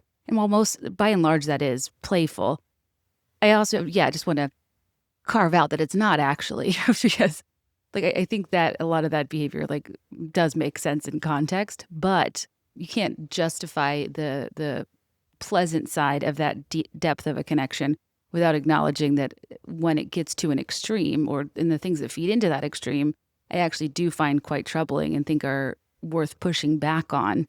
Yeah, nuances are these things. I think recently I realized that over time, I've had a lot of anxiety associated with talking about certain things and will hold back because fandoms now participate, like they act in a quasi-religious manner. And I'm laughing as I say this, having just referred to a Goo Goo Dolls song as a baptismal experience. This is what I mean. I think that like there is a spiritual, metaphorical, somewhat hyperbolic, religious-like element to art that helps us feel understood in the way scripture might help someone feel understood. I think fandoms in an increasingly secular culture have taken on this like religious type of behavior where criticizing something that you love becomes blasphemy instead of intellectual engagement, which is celebrity as religion. And I think I'm realizing my response to kind of holding back and not wanting to talk about certain things and dodging certain topics and putting a lot of stuff on Patreon and whatever. Like, my nervous system responds when people behave with religious characteristics. It triggers this internal shame in me that is very real from a time when I actually did feel blasphemous. And I think it's important to talk about because it can be taken too far. And it can completely not only rob artists of their ability to create from an honest place, because the way their fans attack criticism in the name of protecting them shuts down discourse in a way that makes formal institutions and outlets resist even talking about somebody because it's not worth it. I do think that there is something with online fandoms that's like so cool and endearing and powerful. And I mean, listen, I'm never going to complain about the BTS army infiltrating that Trump rally. But I do think that, like, at what point are so many people, so many commentators, so many news outlets, like, at what point is everybody pandering to the least common denominator of like the loudest, most intense, delusional voices on the internet that don't let you engage with nuance? And I think the Pitchfork example with Taylor Swift is a crazy example of formal journalism having to respond to very real threats and behavior of fans that are allegedly acting on behalf of and in protection of their artist, while inadvertently propelling them into a further godlike status that they're not asking for, where they become untouchable, where their fans become insufferable, and where we're actually disrespecting their artistic achievement because we're making it not worth it to engage in critical discourse about it whatsoever. We are all over the place here. But I just saw in my notes the "Who's Afraid of Little Old Me" quote. Did we talk about that? I don't think so. And I think this is interesting in terms of us like being a little self-aware about how we contribute to this, even if we are fans, because it's complicated. It's not personal. And the voice note quote for the Amazon like track by track thing when Torture Poets came out. Cozy Earth's mission is to transform your 5 to 9, the time that matters most, into the most comfortable part of your day. Cozy Earth's bamboo sheets are temperature regulating, guaranteed to give you a comfortable night's sleep, made from viscose from bamboo, and naturally wick away heat and moisture from your body, helping you sleep several degrees cooler. They're so soft, buttery soft. And I know that's a word bloggers use too often, but this is what it is, that it is buttery soft. And I had very nice sheets from a retailer that were so nice I couldn't even buy them. I registered for them for my wedding that I ceremoniously got rid of this week. And I was like, these are scratchy. These are terrible. Cozy Earth rules. Everything else drools, to quote formal ad copy. But truly, their bedding is everything to me. I've not only have the sheets, but now I've officially swapped out. It started with the sheets, then the pajamas, because they have talls. And, you know, people with long inseam pajamas are tough for us. And then the lounge sets. And then I was like, you know what? I'm going to get some duvet covers and put them on my comforters. And then I read that their actual duvets themselves were light and breezy and perfect. And I got one of the bamboo ones. Then I got one of the overstuffed down alternative ones. I have a silk pillow that has changed my life. I have spent way too much of my own money at Cozy Earth with my own discount code. And I am just not blowing smoke when I say like that these are the things that have given me the hotel bed, the sanctuary that I've always wanted to crawl into at the end of the day. Even though Euro square pillows, like I've been using it as a regular pillow a lot of nights because they're like, if your throw pillow is better than like my nicest regular pillow from other places, like you've got a good thing going on. And I love Cozy Earth, and their bamboo sheets I think are a great starting point, but also they have this all day tee that has like a cult following with this very breathable fabric. And I know everyone's always looking for the perfect t-shirt. And they also have this thing called the Everywhere pant. That's the epitome of refined comfort and adaptability. That's like just a great go-to pant. And you can also get a 100-night sleep trial. So it's pretty low risk. And try their sheets for 100 nights. And if you're not in love, return them hassle-free. But I don't think you'll want to. They also have a 10-year warranty, which is pretty crazy for something you sleep on every night. Get ready for cozy days. Don't miss your chance to score Cozy Earth's biggest discount of the year. From July 11th to 13th, head to cozyearth.com and use code BeThereIn5 to get 45% off best-selling temperature-regulating sheets, apparel, and more. Don't forget, this deal ends on July 13th. Uh-oh. For better sleep in a cooler summer, what's stopping you? Sleep cooler, lounge lighter, stay cozy at Cozy Earth. Oh, okay. If you're listening to this not the day it comes out, after July 13th, you'll get 40% off with code BeThereIn5. So don't worry. Still get a great discount. I mean, shop now if you want that extra 5, but if you can't be there in 5%, don't worry, you'll get 40% off with code BeThereIn5 after July 13th. Thanks. So I mentioned earlier my insecurities about cooking, and I mean this. I it's like, I just don't, in this life and in these times, I don't know how I'm going to acquire a new skill. And if I'm going to cook, I need it to be like so simple. And shopping and planning for groceries really can be simple and stress-free. Hungry Root's such a great company. Like, imagine having your weekly cart filled with, your personalized pick for the week and then shipped right to your door, and you can make edits. But you get in to have, for the perfect bridge between like a meal kit service and a grocery delivery service, it's going to deliver you full-sized groceries that have recipes that go with them, that you can make the recipes, but you don't have to. You can also just eat the foods like ad hoc as is, or use them for something else. So you avoid waste and avoid being like pigeonholed into having to prepare a whole meal in an elaborate recipe you picked out 3 weeks before it shipped. And Hungry Root takes the stress out of grocery shopping by filling your cart, getting smarter with every order, from smoothies to kid snacks to sweets.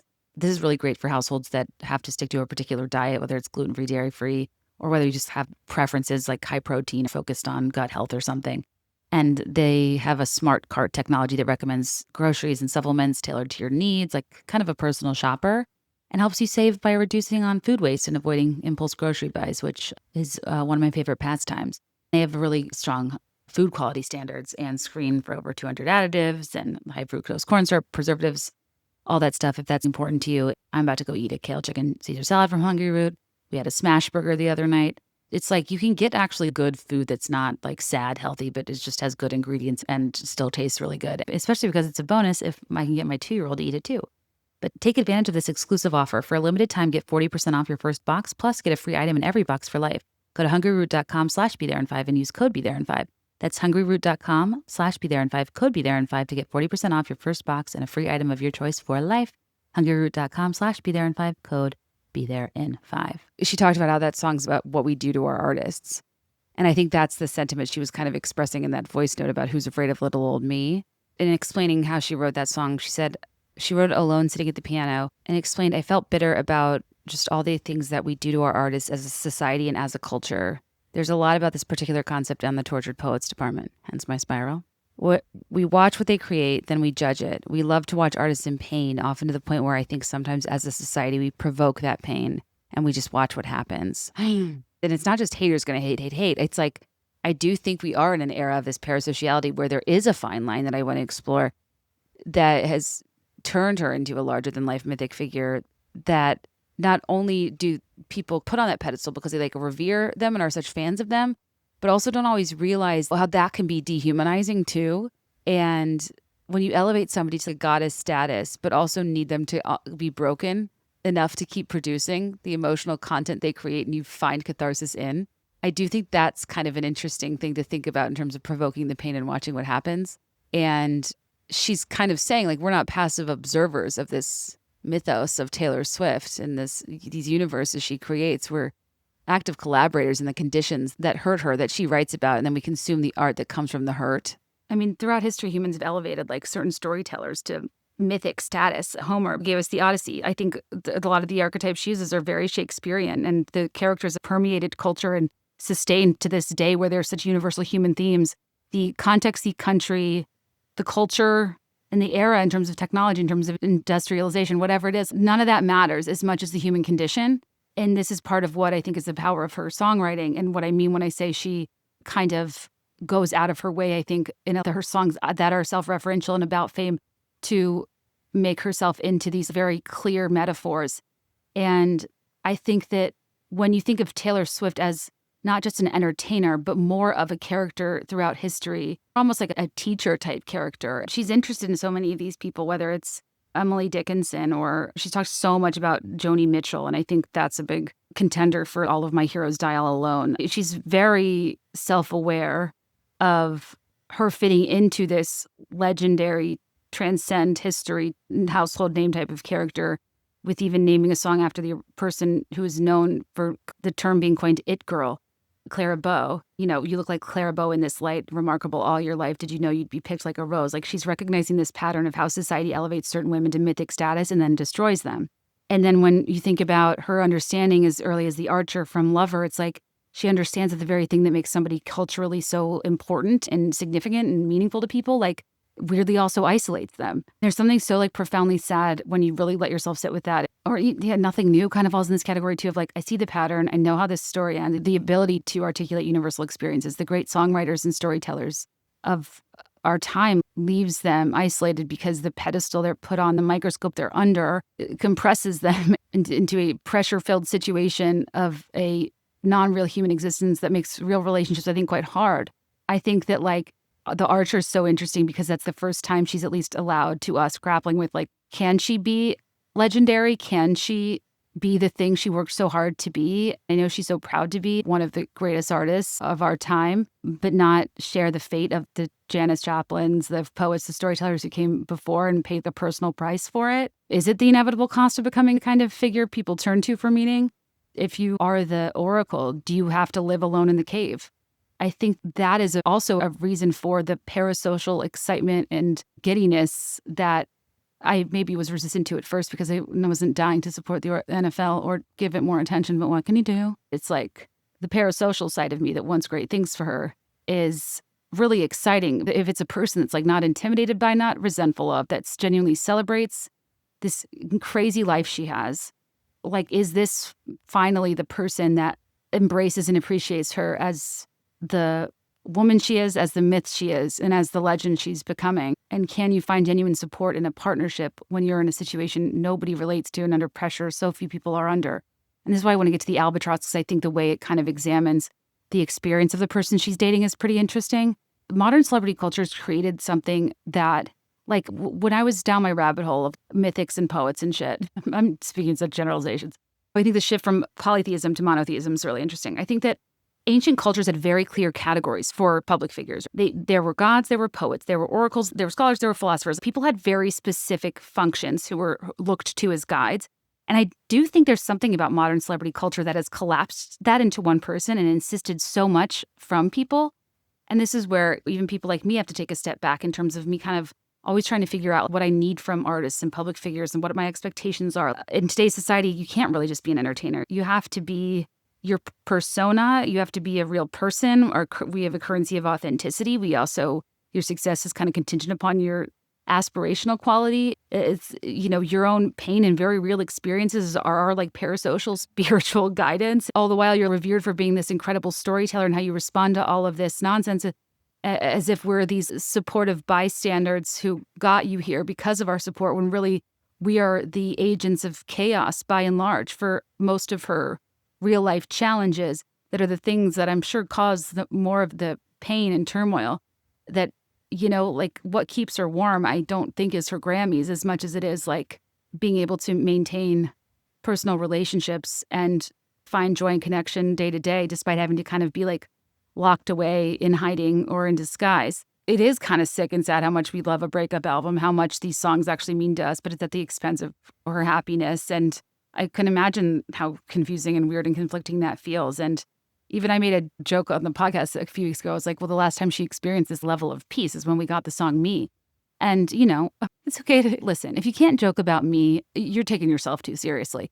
But I do think it's fair to, like, if I were her and there was this cycle of wanting to change the prophecy and the things I really wanted and valued for my life, voyeuristic tendency for people to come one, come all, it's happening again, watch her suffer because that makes for better art. It's like a sick cycle where she's elevated to goddess status. She's treated as a great teacher, a great thinker, a person who makes us feel seen and understood for the circumstances she finds herself in that seem grander, and she seems wiser, and we trust her to figure things out in ways that we mere mortals couldn't. But then also, do we need her to be broken enough to keep producing the emotional content we crave? When she says we provoke the pain and watch what happens, is she kind of suggesting that we as fans, as a society, the media, like, I don't really know what she's talking about, but I think it's worth looking inward and asking, she writes herself into legend to a degree, sure, but we provoke the pain in that we're not passive observers of this mythology. The very reason she writes about these things. But I think there's a lot of connections to be made with a modern person like Taylor Swift and the history of Western civilization, for example, and the role of mythology and storytelling. The level of attachment to a person like her gets taken up a notch when their work becomes like a form of scripture, like a form of fable, or appropriately folklore. When you are a person that gives form to formless emotions that people have trouble processing, you kind of like transcend self and become symbol. And to be clear, I do not think she's the only artist for which this is true.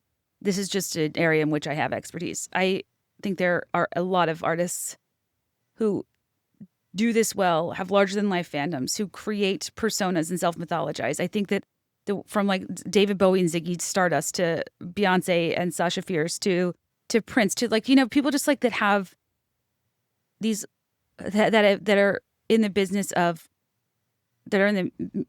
of making music, but also like world building, which is like different from like a Kelly Clarkson. You know what I mean? Some artists like choose to respond to extreme fame by participating in their own self-portraiture that I think like it only amplifies their career further and further. And I think some just like kind of go with the flow and navigate their fame as just like who they are. And sometimes artists feed into the fame and start to talk a lot about the fame in their lyrics as a means of self-defense or catharsis or whatever, and that we'll get into. And I guess one of the arguments I'm making is that like when we typically will compare people within their category, like her relative to other pop stars, her relative to other singer-songwriters, so on and so forth. But I just think that she kind of falls in this in-between or like other category where I think she isn't the job of an entertainer, but she serves the function more as like that type of guide, storyteller, myth maker type that is like where humans have like found comfort over time. And that is what makes her kind of unique. Like the universe she's built, not that it's the Iliad, but it's like it's an epic of modern womanhood, no? Like it has all these characters. It is an endless analyses you can perform, endless allegories, like lessons to be learned. Like, I don't know if Homer could sell out Soldier Field. So yeah, I guess part of the spiral was like, I think Taylor Swift serves a purpose that kind of exists outside of entertainer. I was trying to think of, okay, well, who do I compare Taylor Swift to? I think that the Eras Tour experience is super interesting and frames not only why I think she is a thing of legends in terms of her music, transcending space and time. I also think the Eras Tour taught me what this fandom was and what it wasn't, and why she to me doesn't belong as much in a category of entertainers as she does in that of like almost like literary icons in a sense. So if we're going to look at her relative to other pop icons, it's almost like the people who you would think achieve this height of success, the stadium sellouts, the ubiquity, the household name, the like massive devoted followings. Like obviously throughout time we have different types of pop stars with different vibes. And what I think is really interesting, like if you go to different concerts of different artists, you'll really get a feel for why everyone's there and what it means to people. And a Taylor Swift show is the only one where I feel like it's an experience that is made, that the collective is complementary. It's a Taylor Swift concert is not a movement. It's not just about being a part of something bigger than you. Taylor Swift's superpower is making you feel like you're the only person in the room, said about the power of pointing directly at people. And that is a really unusual feeling in a large fandom and at a live show.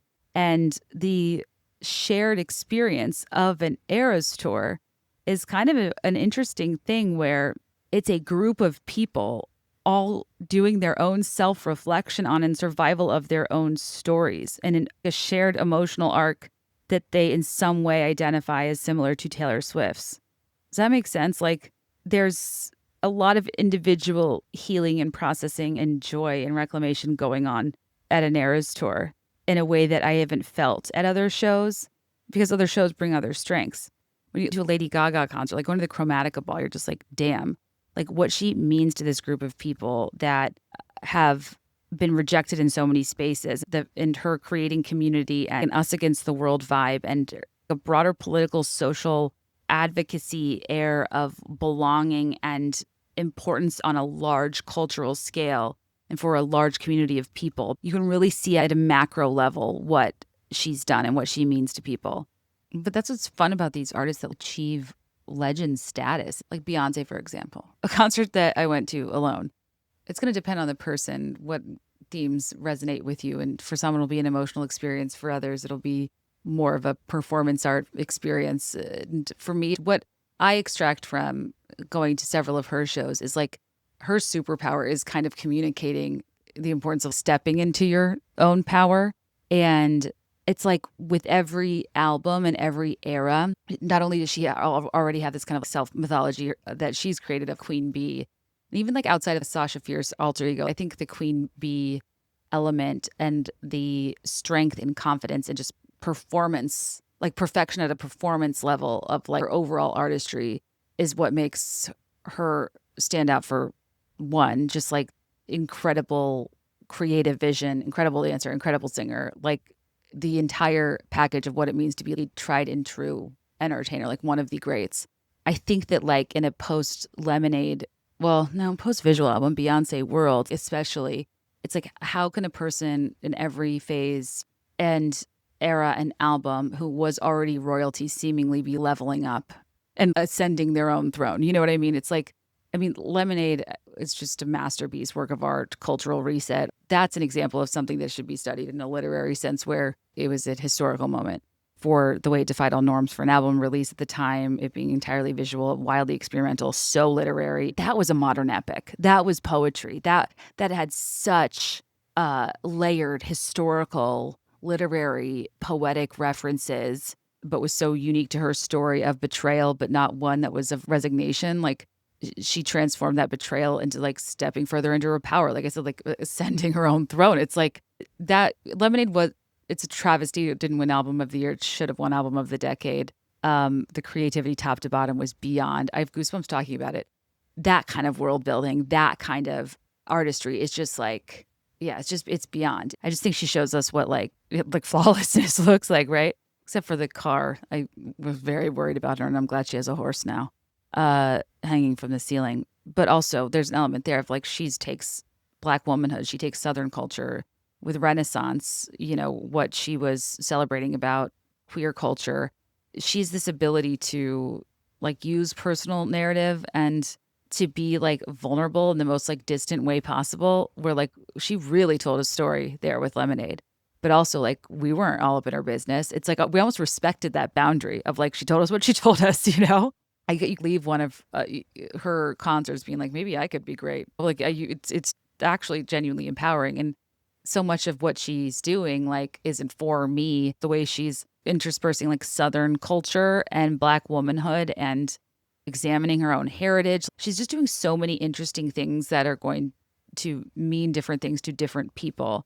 But also represents, I think, like the full package of like performance, like perfection of like true artistry. And like I think Beyonce is an example of like I would say with Lady Gaga or like a Madonna type. Like these people in this role are typically about cultural elevation, and I'm not going to argue that that's what Taylor Swift is about, because I don't think that's her secret sauce. Madonna's a major example of this, just the significance of her performance art and how it was kind of an ongoing, evolving response to her experience with fame and scrutiny and being sexualized. And another thing we talked about in that Hit Girls episode was just like, it's about so much more than the music itself sometimes too. And I think Madonna is an example of someone whose iconography, like really her constant reinvention within these archetypes, like actually like moved culture forward. Like, the Virgin, the Madonna whore complex, I guess it started with Material Girl, then it was like a Virgin.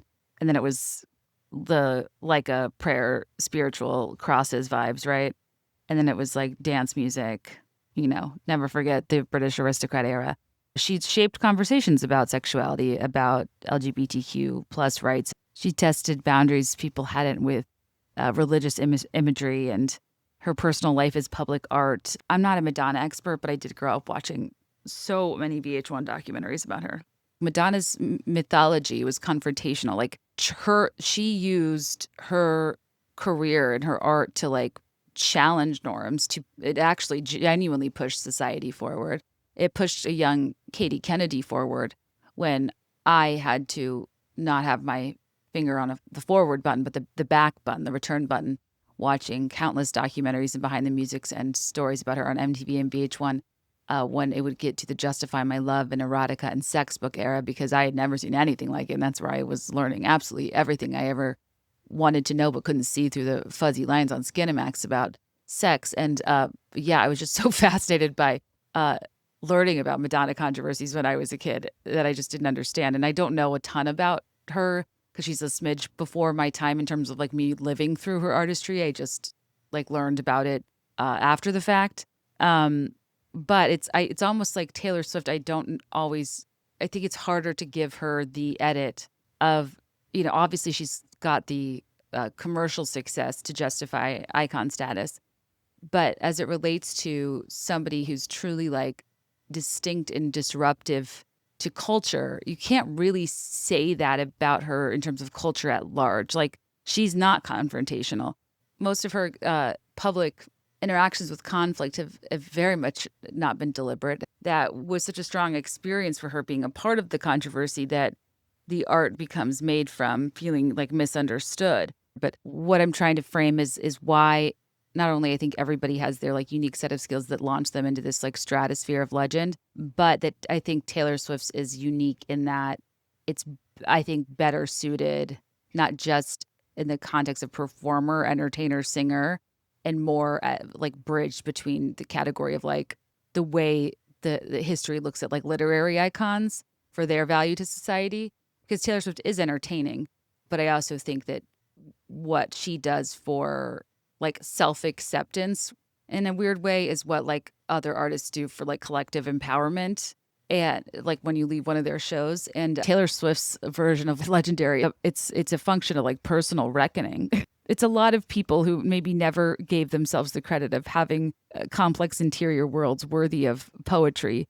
But when you hear words like "I've hosted parties and starved my body," "I'd be saved by a perfect kiss," and it's like, yeah, in a few short words, you're like, shit. You think about all the ways you contorted yourself. You performed for others. You literally hosted parties of abundance for others while starving yourself. It's a really interesting juxtaposition. And it's like topped off by like, "I'd be saved by a perfect kiss," a thing that made you think that it would be worth it to live in a state of self-deprivation for yourself, but performance for others.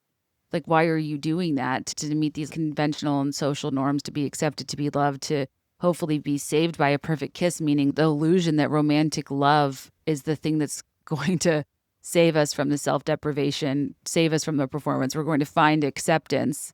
But that in and of itself is a fantasy. And what a weird thing to wait for while you weather through your own discomfort that doesn't serve you.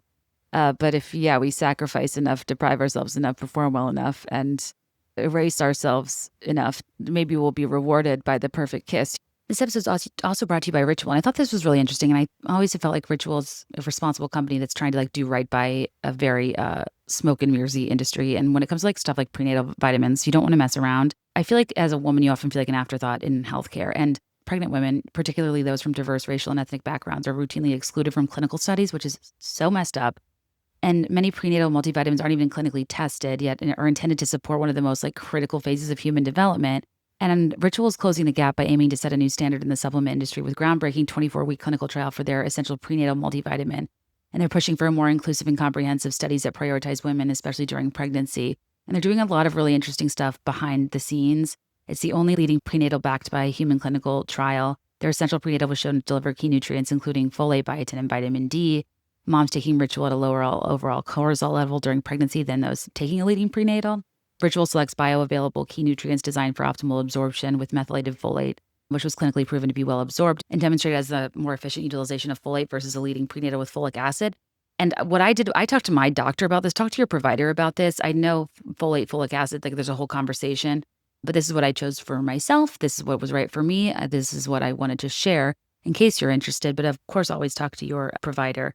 And I appreciate the ways that they value transparency in like such a critical time for your health, and you know exactly what you are getting. And beyond that, like when I was pregnant, like I was just so ill, and it being easier to swallow and gentler on the stomach and a better overall experience for me was just like lovely. And don't settle for less than evidence-based support. Get 25% off your first month at ritual.com/BeThereIn5. Start Ritual or add Essential Prenatal to your subscription today. That's ritual.com/BeThereIn5 for 25% off. She's a really like, I think, interesting almost literary transformation with different responses to like trauma, public trauma and growth that we're aware of, with like Reputation, kind of this performative villain origin story. Folklore and Evermore is almost like this oracle and like wise hermit. Midnights is kind of a fascinating humanizing of herself. And some of the first times she's really dug into investigating more of her own flaws, the whole leading with the antihero and like a mythological type of, archetype in and of itself. The first time she talked about depression, the first time that and I think that starts the time period where Swiftie 2.0 fandom starts, the mother of it all. Like the pedestal, I think, can feel like crushing for her. And I think this is where she starts to try to introduce herself as more of like a flawed hero and, wanting to be more humanized, that like I almost think didn't really work. But that I almost think didn't really like register with people. But I think Midnight's is like a really interesting era of like a reflective narrator. And I really think that us kind of like missing the whole point of Mastermind is kind of like the perfect way to define that. We're more willing to accept her or revere her in like superhuman context. It's highly unlikely to be that much of a mastermind and that much control. But because where hyperbolic fan culture is with like the mother of it all, we lean into wanting people to be like these queen types. And it all just, I don't know if it all really works or it's a recipe for disaster or what. And then Tortured Poets like came out of nowhere with this like kind of tortured artist vibe that for all the ways she created distance with Reputation, Folklore, Evermore, with fictional characters, with Midnight's, like, nights scattered throughout my career. But anyway, I don't even know what just happened. I don't even know if you're following. This episode is not about figuring out who Taylor Swift really is or who her songs are about. It's about how she tells stories and how over time, especially post-folklore, her music has shifted from straight-up diary entries to something that feels more like modern mythology. Going from the theatrical villain origin story of like playing with the theatrics of rep and almost just the branding of a performative villain, because it's like, if that's what you're going to call me, that's what I'm going to be. Almost like in blank space. That is speaking from a place of irony. Like I think the whole rep thing was about irony. What's so rich about the music we've gotten in the more modern era is actually like the contours of the experiences as you get older and seeing yourself as more flawed, holding yourself more accountable, allowing yourself to be in better touch with your own anger, especially if you identify as like a good girl, as she told us in Miss Americana, that I think a lot of us identify with. Even when you posit yourself as the mastermind, as the bolter, as the albatross, the mirror ball, the ghost, the who's afraid of little old me witch. And I think behind the scenes, she's such an enthusiast for how other artists and writers and literary greats have like used archetypes and metaphors and emotional codes to allow their message to resonate far beyond the personal. And then, Tortured Poets like Cassandra. Cassandra's the Trojan prophet who could see the future, but was cursed to never be believed. Like Apollo cursed her, right? Like for not sleeping with him. And like, she's just straight up calling herself this, saying like, I saw what was coming. I saw the patterns. I saw how the story ends. I saw the cycles. No one listened until it's too late. Like they knew the whole time. Oh my God, the line blood's thick, but nothing like a payroll. Ugh, I have goosebumps. Cassandra's really good. And I really just didn't give it its fair chance before. It kind of just got lost in the back half. And then the albatross, if I have time, I'll get to this later because this is layered. And it's based on Rhyme of the Ancient Mariner, and it's about carrying a burden that follows you everywhere. And it's like a curse you can't escape after the mariner shoots the albatross. But it's kind of flipped whereas you might see her positioning herself as the cursed figure, it's kind of examining the cursed figure and the thing that curses others just by association. But is she actually the curse that people think she is? Is she the albatross that people think she is? And it's examining what her fame and her position in society, how it impacts the people she has relationships with. And it's like, it's really a real think piece. And I mean, there's the prophecy where she's literally asking if she can change her fate. Like, is she doomed to repeat these cycles? Like, who do I have to speak to so they can read you the prophecy? And then you think of Cassandra as the prophet whose fate is quite sealed to never be believed. And I don't know. I just think there's so many interesting things she explores. I love when she kind of puts herself in these grand roles of prophecy, of rebirth, of like scorned woman, witch, of Wendy waiting by the window, turning out the light. These are just things we like understand, but also are things that we don't necessarily relate to, which I think is always the risk you're running, making like too self-referential of music that's just specifically about the experience of fame itself. You almost have to use allegories that explain it in a way that's a bit more universal to the human condition. And we've just heard these tales, throughout time and are familiar with them, but she's plays with form and twists them. And I think the albatross is like a really stellar example of this. Like the bolter, like this is an entirely new character that it's so I kind of see like the albatross as like a very sophisticated, totally different angle on I'll be the actress starring in your bad dreams. Like whereas Reputation's kind of like camp and performance of a villain. Like if you want me to be this person, I'll be this person.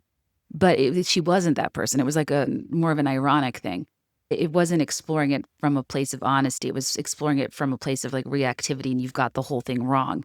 And even to her point about how she talks about Midnights and it being the first time she's really delved into her insecurities, it wasn't until the past couple albums where I think she's gotten a lot more comfortable examining insecurities, examining her flaws, having lyrics where she seems more accountable.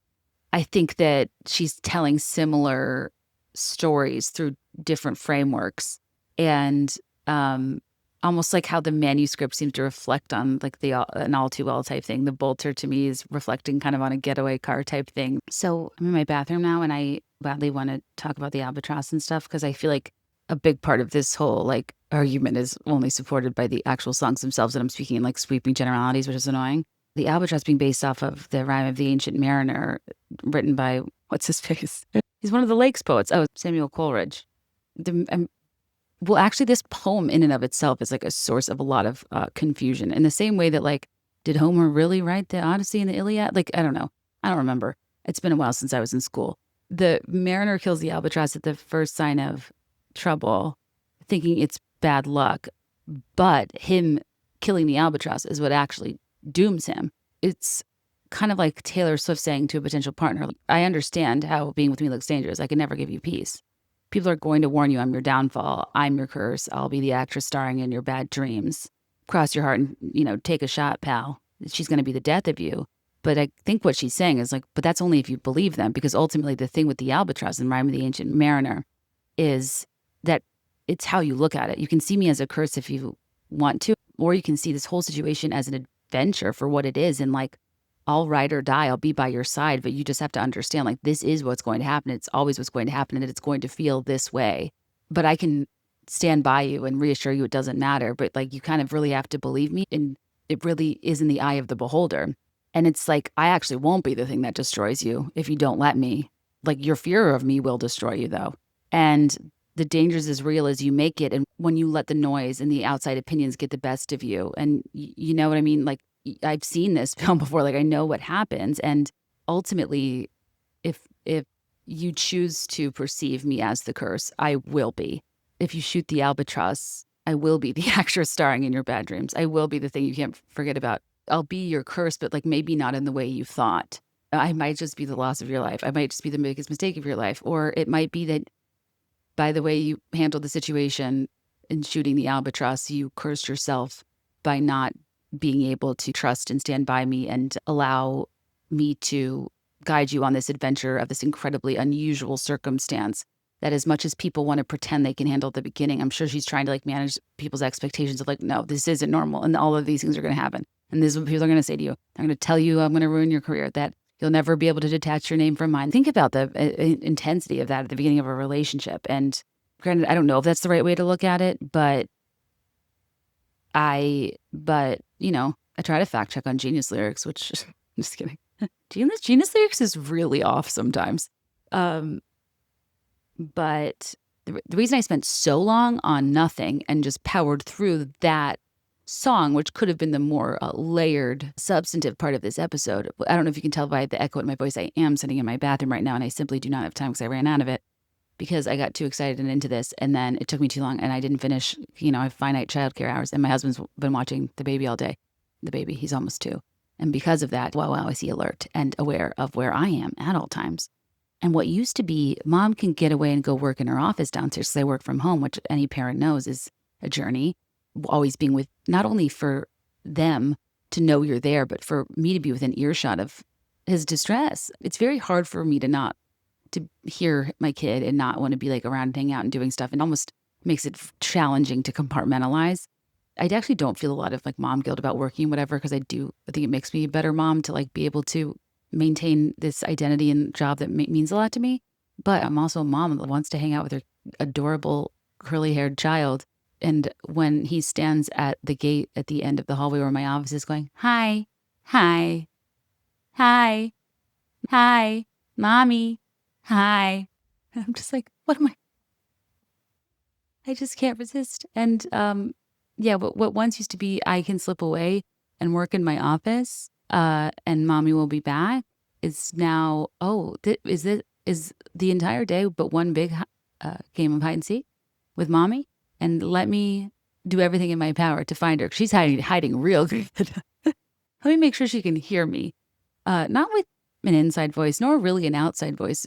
Yeah, it's a voice suited for local theater troops at outdoor amphitheaters competing with nature who don't have a budget for mics. Like, he is projecting, and which is great for when your job involves audio. And so, like, if I don't finish by 5 o'clock on Friday, which I used to work all weekend, every weekend, obsessing, editing, refining, and now I can't. I mean, I can, but I'm sitting on the bathroom floor and it's very cold because my bath mat's probably been in the dryer for 2 days because tugboat peed on it.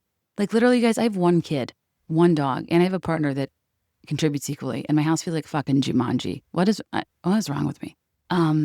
But anyway, I guess I'll just kind of try to sum up and connect some dots here quickly, even though I wish I could further strengthen this argument but actually I don't. Because here's the thing, you guys, and I don't even want to. It's like I want to invite the feedback if you had a good time. I don't need to invite the feedback of if you agree or not, or if I'm making a case, because I don't need to sell you a case that I don't need you to buy. But the point is not to sell, it's to explore. And it's even better for me if it turns out to be something that expands my empathy. And this exercise today did make me rethink a few things, my own sanity for one, but it's, there's a part of this that does feel a bit tragic, and like, I don't know, like, if my initial question was, what about this is so different? Like, what about, we know all the things we like adore about her consciously, but like, what is it about human nature and human behavior and our need for these types of figures in our life to look to that I can dig into further? And it's like, yeah, she's relatable and talented and magnetic. She built a living mythology using the oldest narrative tools humans have, doing all these kind of like super literary things that have been done throughout history, but also like does it in the most modern way possible. This is done through like social media, through pap walks, small clues about her personal life, through touring, through in an era of stan culture that's like ravenous for personal details, however problematic it can be. It's like this fascinating juxtaposition to me of a person with the oldest of souls trying to navigate the most impossible of situations. And I just think that the way she, like, the romantic songs in TTBD are such standouts, but I think that focusing on some of the music that's about her relationship to the public and fame, and how many of those songs are on that record, and how much more of that we've gotten since folklore, it really makes you understand how even if you love her, you are a participant in this thing that makes it so hard. And it isn't, and it's kind of a mind fuck. And like, yeah, we are participants, and we're, I guess, the chorus. I mean, hopefully not the Christian chorus line, but we're the ones contributing to the woman, the myth, the legend alongside her. And as badly as I hope to not be a Sarah or a Hannah. And my Sunday beths. If I'm being honest with myself, I think I'm both. Hannah and Sarah. Sarah and Hannah would be Sana or Hannah. Oh, it's always just disappointing when a portmanteau falls short manteau.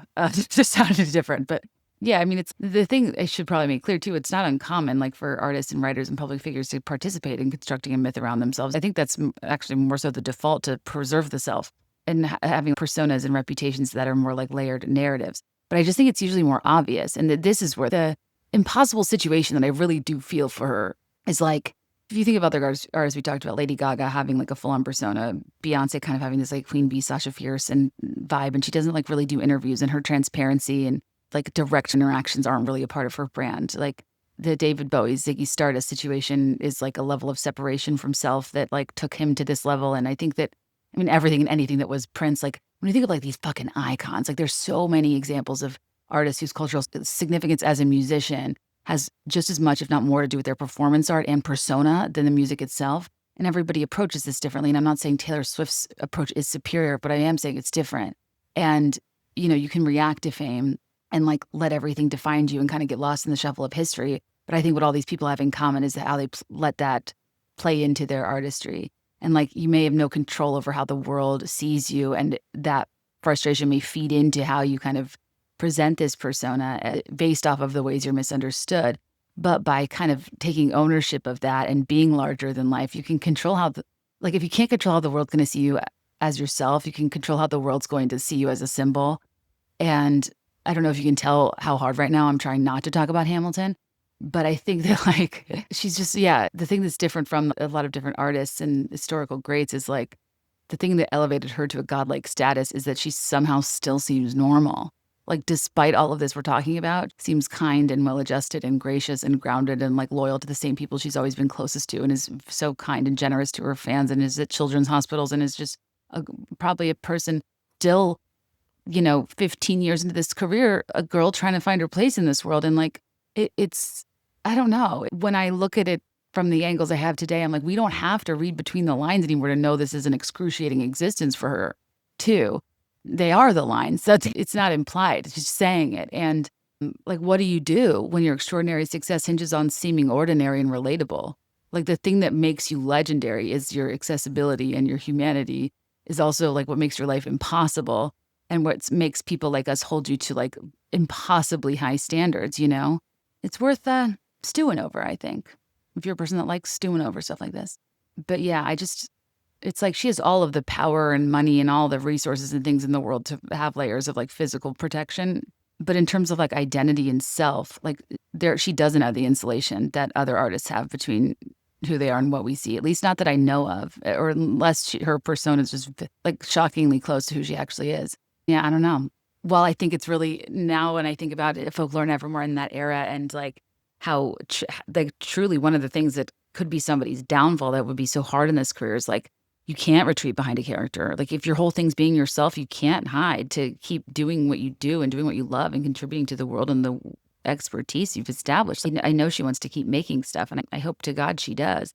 But the more relatable she stays, the more entitled people still feel to her. She famously said in that video, the Kanye West call, one of the interesting things that did make it into that hack job of a call that we didn't hear the whole context for, is her saying, I'm this close to overexposure. And she just has always been keenly aware of kind of where she stands with public exposure. And there was a time, the early Travis days and stuff, I was this would be really interesting if there is not, and I don't want this for her, but it would be interesting if, I wonder if she's now at a level where the thing that happened with Rep can't happen. Because the thing that happened with Rep and the downfall and the snakes and the thing is people were a little too excited to see her fail. She was so overexposed and everywhere. In 1989, she was on top of the world. She had all the friends. Everyone was coming out of the America of it all. And I just think that it was ripe for a scenario where people were excited for her castle to crumble overnight, if you will. But now the people that I knew from back then that weren't on her side slowly but surely come around, and she just reached this mainstream level of some incredible favor that's well-deserved. That I wonder if it is kind of unprecedented, how obsessed with and excited people were about her and how much they love her. And maybe it's at a point now where she can kind of not have to worry about having a constituency of people who are invested in her not being who she says she is type of thing. You know what I mean?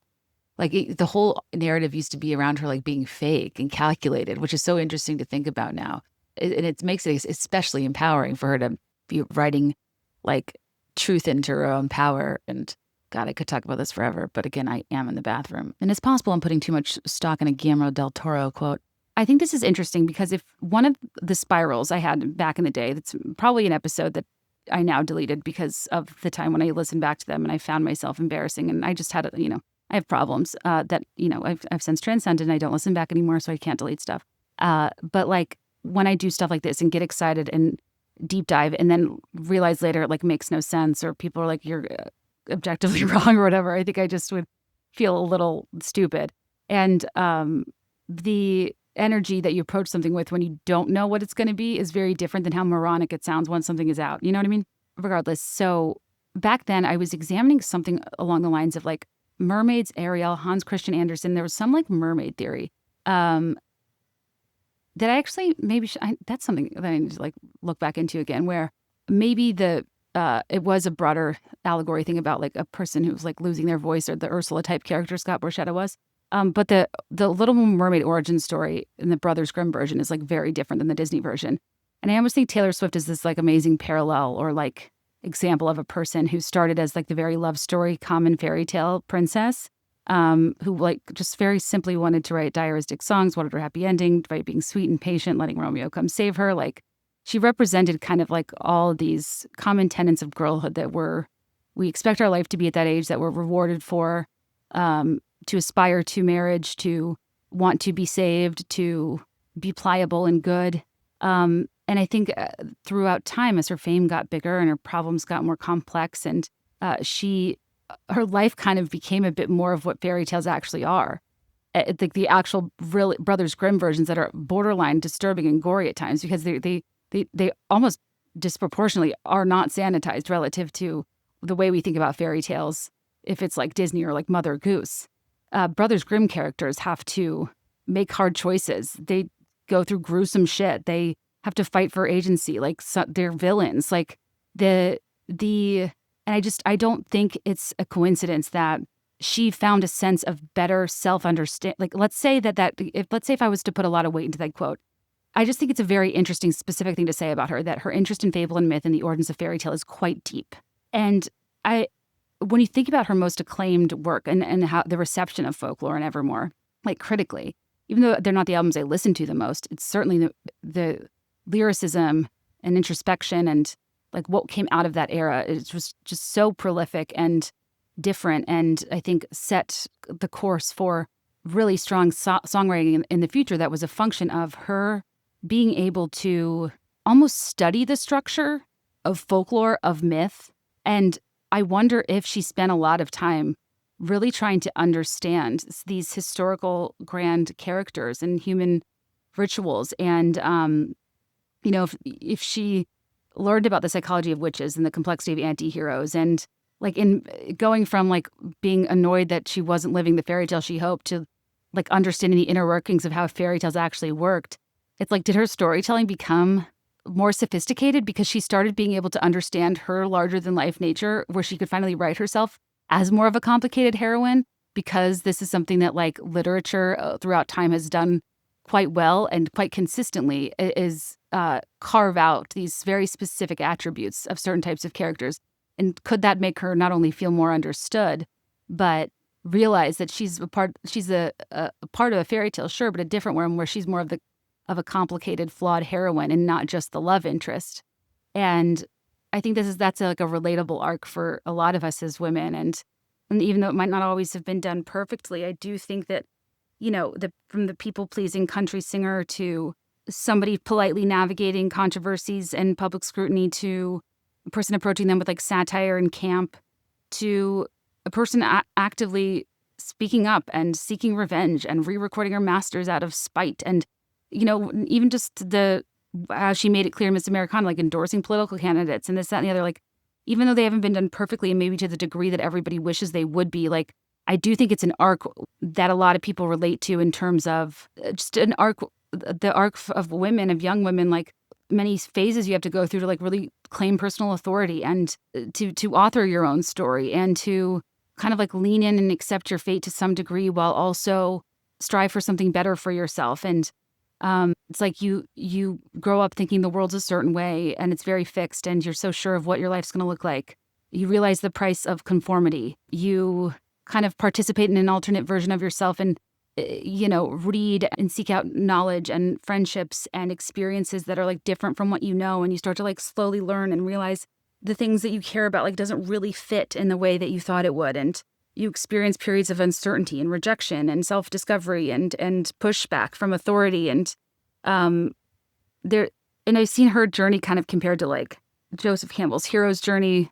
I think that, there's a through line there of a woman claiming personal authority that I think even if you don't relate to the specific or like romantic or relational minutia of the lyrics, like the overall arc of her, the artist, the person, the woman, the myth, the legend, is like this broader tale of a woman who went from being like agreeable and pliable and sweet and a country curly-haired darling to someone who had to first navigate backlash in a way that was careful and polite, and then did so with satire and camp and playing with form and doing like becoming a theatrical villain, the actress starring in your bad dreams. And, from really exploring her own frustration, her own anger, her own anxiety, her own relationship to fame through disappointing people, through speaking up, through speaking out, through being betrayed, and all of this happening on a world stage. It's kind of just like an interesting example of like a trajectory of like claiming of personal authority, like women kind of go through in general, who kind of start out from that origin of like wanting to be good, thinking they understand what life's going to look like. It's only to slowly like understand the price of conformity and to get curious, to learn more, to seek experiences, to push back against authority, to experience rejection, to prioritize your integrity over people pleasing. And I just think that she deals with a lot of these themes, and her growth, even though it happens in these like contexts that are so much grander than I can understand. I think there's so many reasons we see a lot of ourselves in her. It's just so pretty to think. She went from like, the launch of her in this love story era, being in a fairy tale, to like kind of, let's say she was like studying and actually trying to understand how fairy tales actually work. And that is why her storytelling became so much more sophisticated. And she could write herself as the complicated heroine with flaws in a better way than I think she was able to before. It's like pretty cool. And like, what a hero's journey to be the one in the fairy tale, to be the one saved by the perfect kiss, to be the one like gaining the knowledge, understanding the fairy tales, writing herself into her own folklore, and finding like ownership and peace and becoming the complicated heroine instead of just the love interest. And then, using all that to realize you're on your own, kid, and giving us one of the single most important songs in the history of the world that captures girlhood and launched 1,000 friendship bracelets and some of our best memories. And I guess I just hope they're hers too, Anyway, you guys, a bit off more than I could chew this week. And if I included the Cassandra part of this, it would clock it at over 3 hours. I'm feeling a little vulnerable. Even just having done such a ramble for this long. So yeah, we'll see. I guess I'll just put it on Patreon. Give me till like Monday though, because I have to, like, I have a family. Like, I gotta hang out with my family. And this episode took me so long. And I'm like, I just need a minute to edit Cassandra back, but ran out of time. There was so much more there than I even like initially realized. But okay, I think that in conclusion, it does not say RSVP on the Statue of Liberty. And I guess my ultimate question for this episode, are we crazy? Are the Swifties crazy for our level of investment, fascination, watching every angle of all the videos, every lyric and Easter egg? I don't know. Like, no, I don't think so. I don't think you're crazy. I think the fandom's doing what people have always done throughout the history of time, which is kind of the case I wanted to provide. I think we're doing what people have always done while she continues to go places so few have, and it like adds to our fascination. So if the question is like, are we crazy? No. Am I crazy? Like, obviously. But every time you call me crazy, I get more crazy. So tread lightly in your feedback, JK. But I think something about seeing artifacts of my old self on my laptop recently paired with me having a tough couple months trying to navigate through like grief and next steps and stuff personally, and being in like an intense period of motherhood. And I don't have the headspace I once did, but when I can carve out my work hours to explore in this way, it's like so cathartic for me personally, even if not entertaining for you. This felt good. And thank you for humoring me. I just want to start to have more fun again. Plus, I saw, so how AI chatbots on like Google, or like there's even one in the Facebook group. I don't even know where these things are coming from. They're like AI chatbot widgets that will like summarize stuff. I was doing something this week for my like searchable podcast archive, and an AI chatbot summarized my podcast by saying, you'll like Be There in 5 if you like chaotic deep dives with surprising emotional payoffs. And I was like, damn, now I'm officially scared of AI. What a read. That felt accurate and that felt good, and that made me proud. And that's a real fucking legacy to leave. Put it on my tombstone. All right, you guys, I hope you have a good week. Thank you so much for the privilege of your time. If you're coming to Track 5, I can't wait to see you and to hang out. I usually have like a ton of friends and family come in town, which I love, but also can be distracting because people are in my green room. But I'm chilling. I got nowhere to be. I am excited to dance and hang out and drink and be merry and give Reputation Taylor's version the party that will never be, that I assumed was going to be when Reputation Taylor's version had already come out. But I don't know if there are tickets left, but if so, that they would be there in 5.com/live-shows. That's Saturday, July 19th in Chicago at Chop Shop. Got to write that show too. And part of this episode too was me being like, oh, should I revisit that weird presentation I saw Would that be good track 5 material? And then I was quickly like, nope, this would not have really been the right fodder for the stage, the bright lights. And then I don't know if I'll get to do one next year because like if all goes well, hopefully I have another kid and stuff, so I don't know. I think this might be the only track 5 of this year, and I don't know if we'll do one next year. So it's going to be a good time, and I can't wait to see you. Thank you for listening. And as always, let me know your thoughts, and I'll let you know mine. I'll be there in 5, I swear.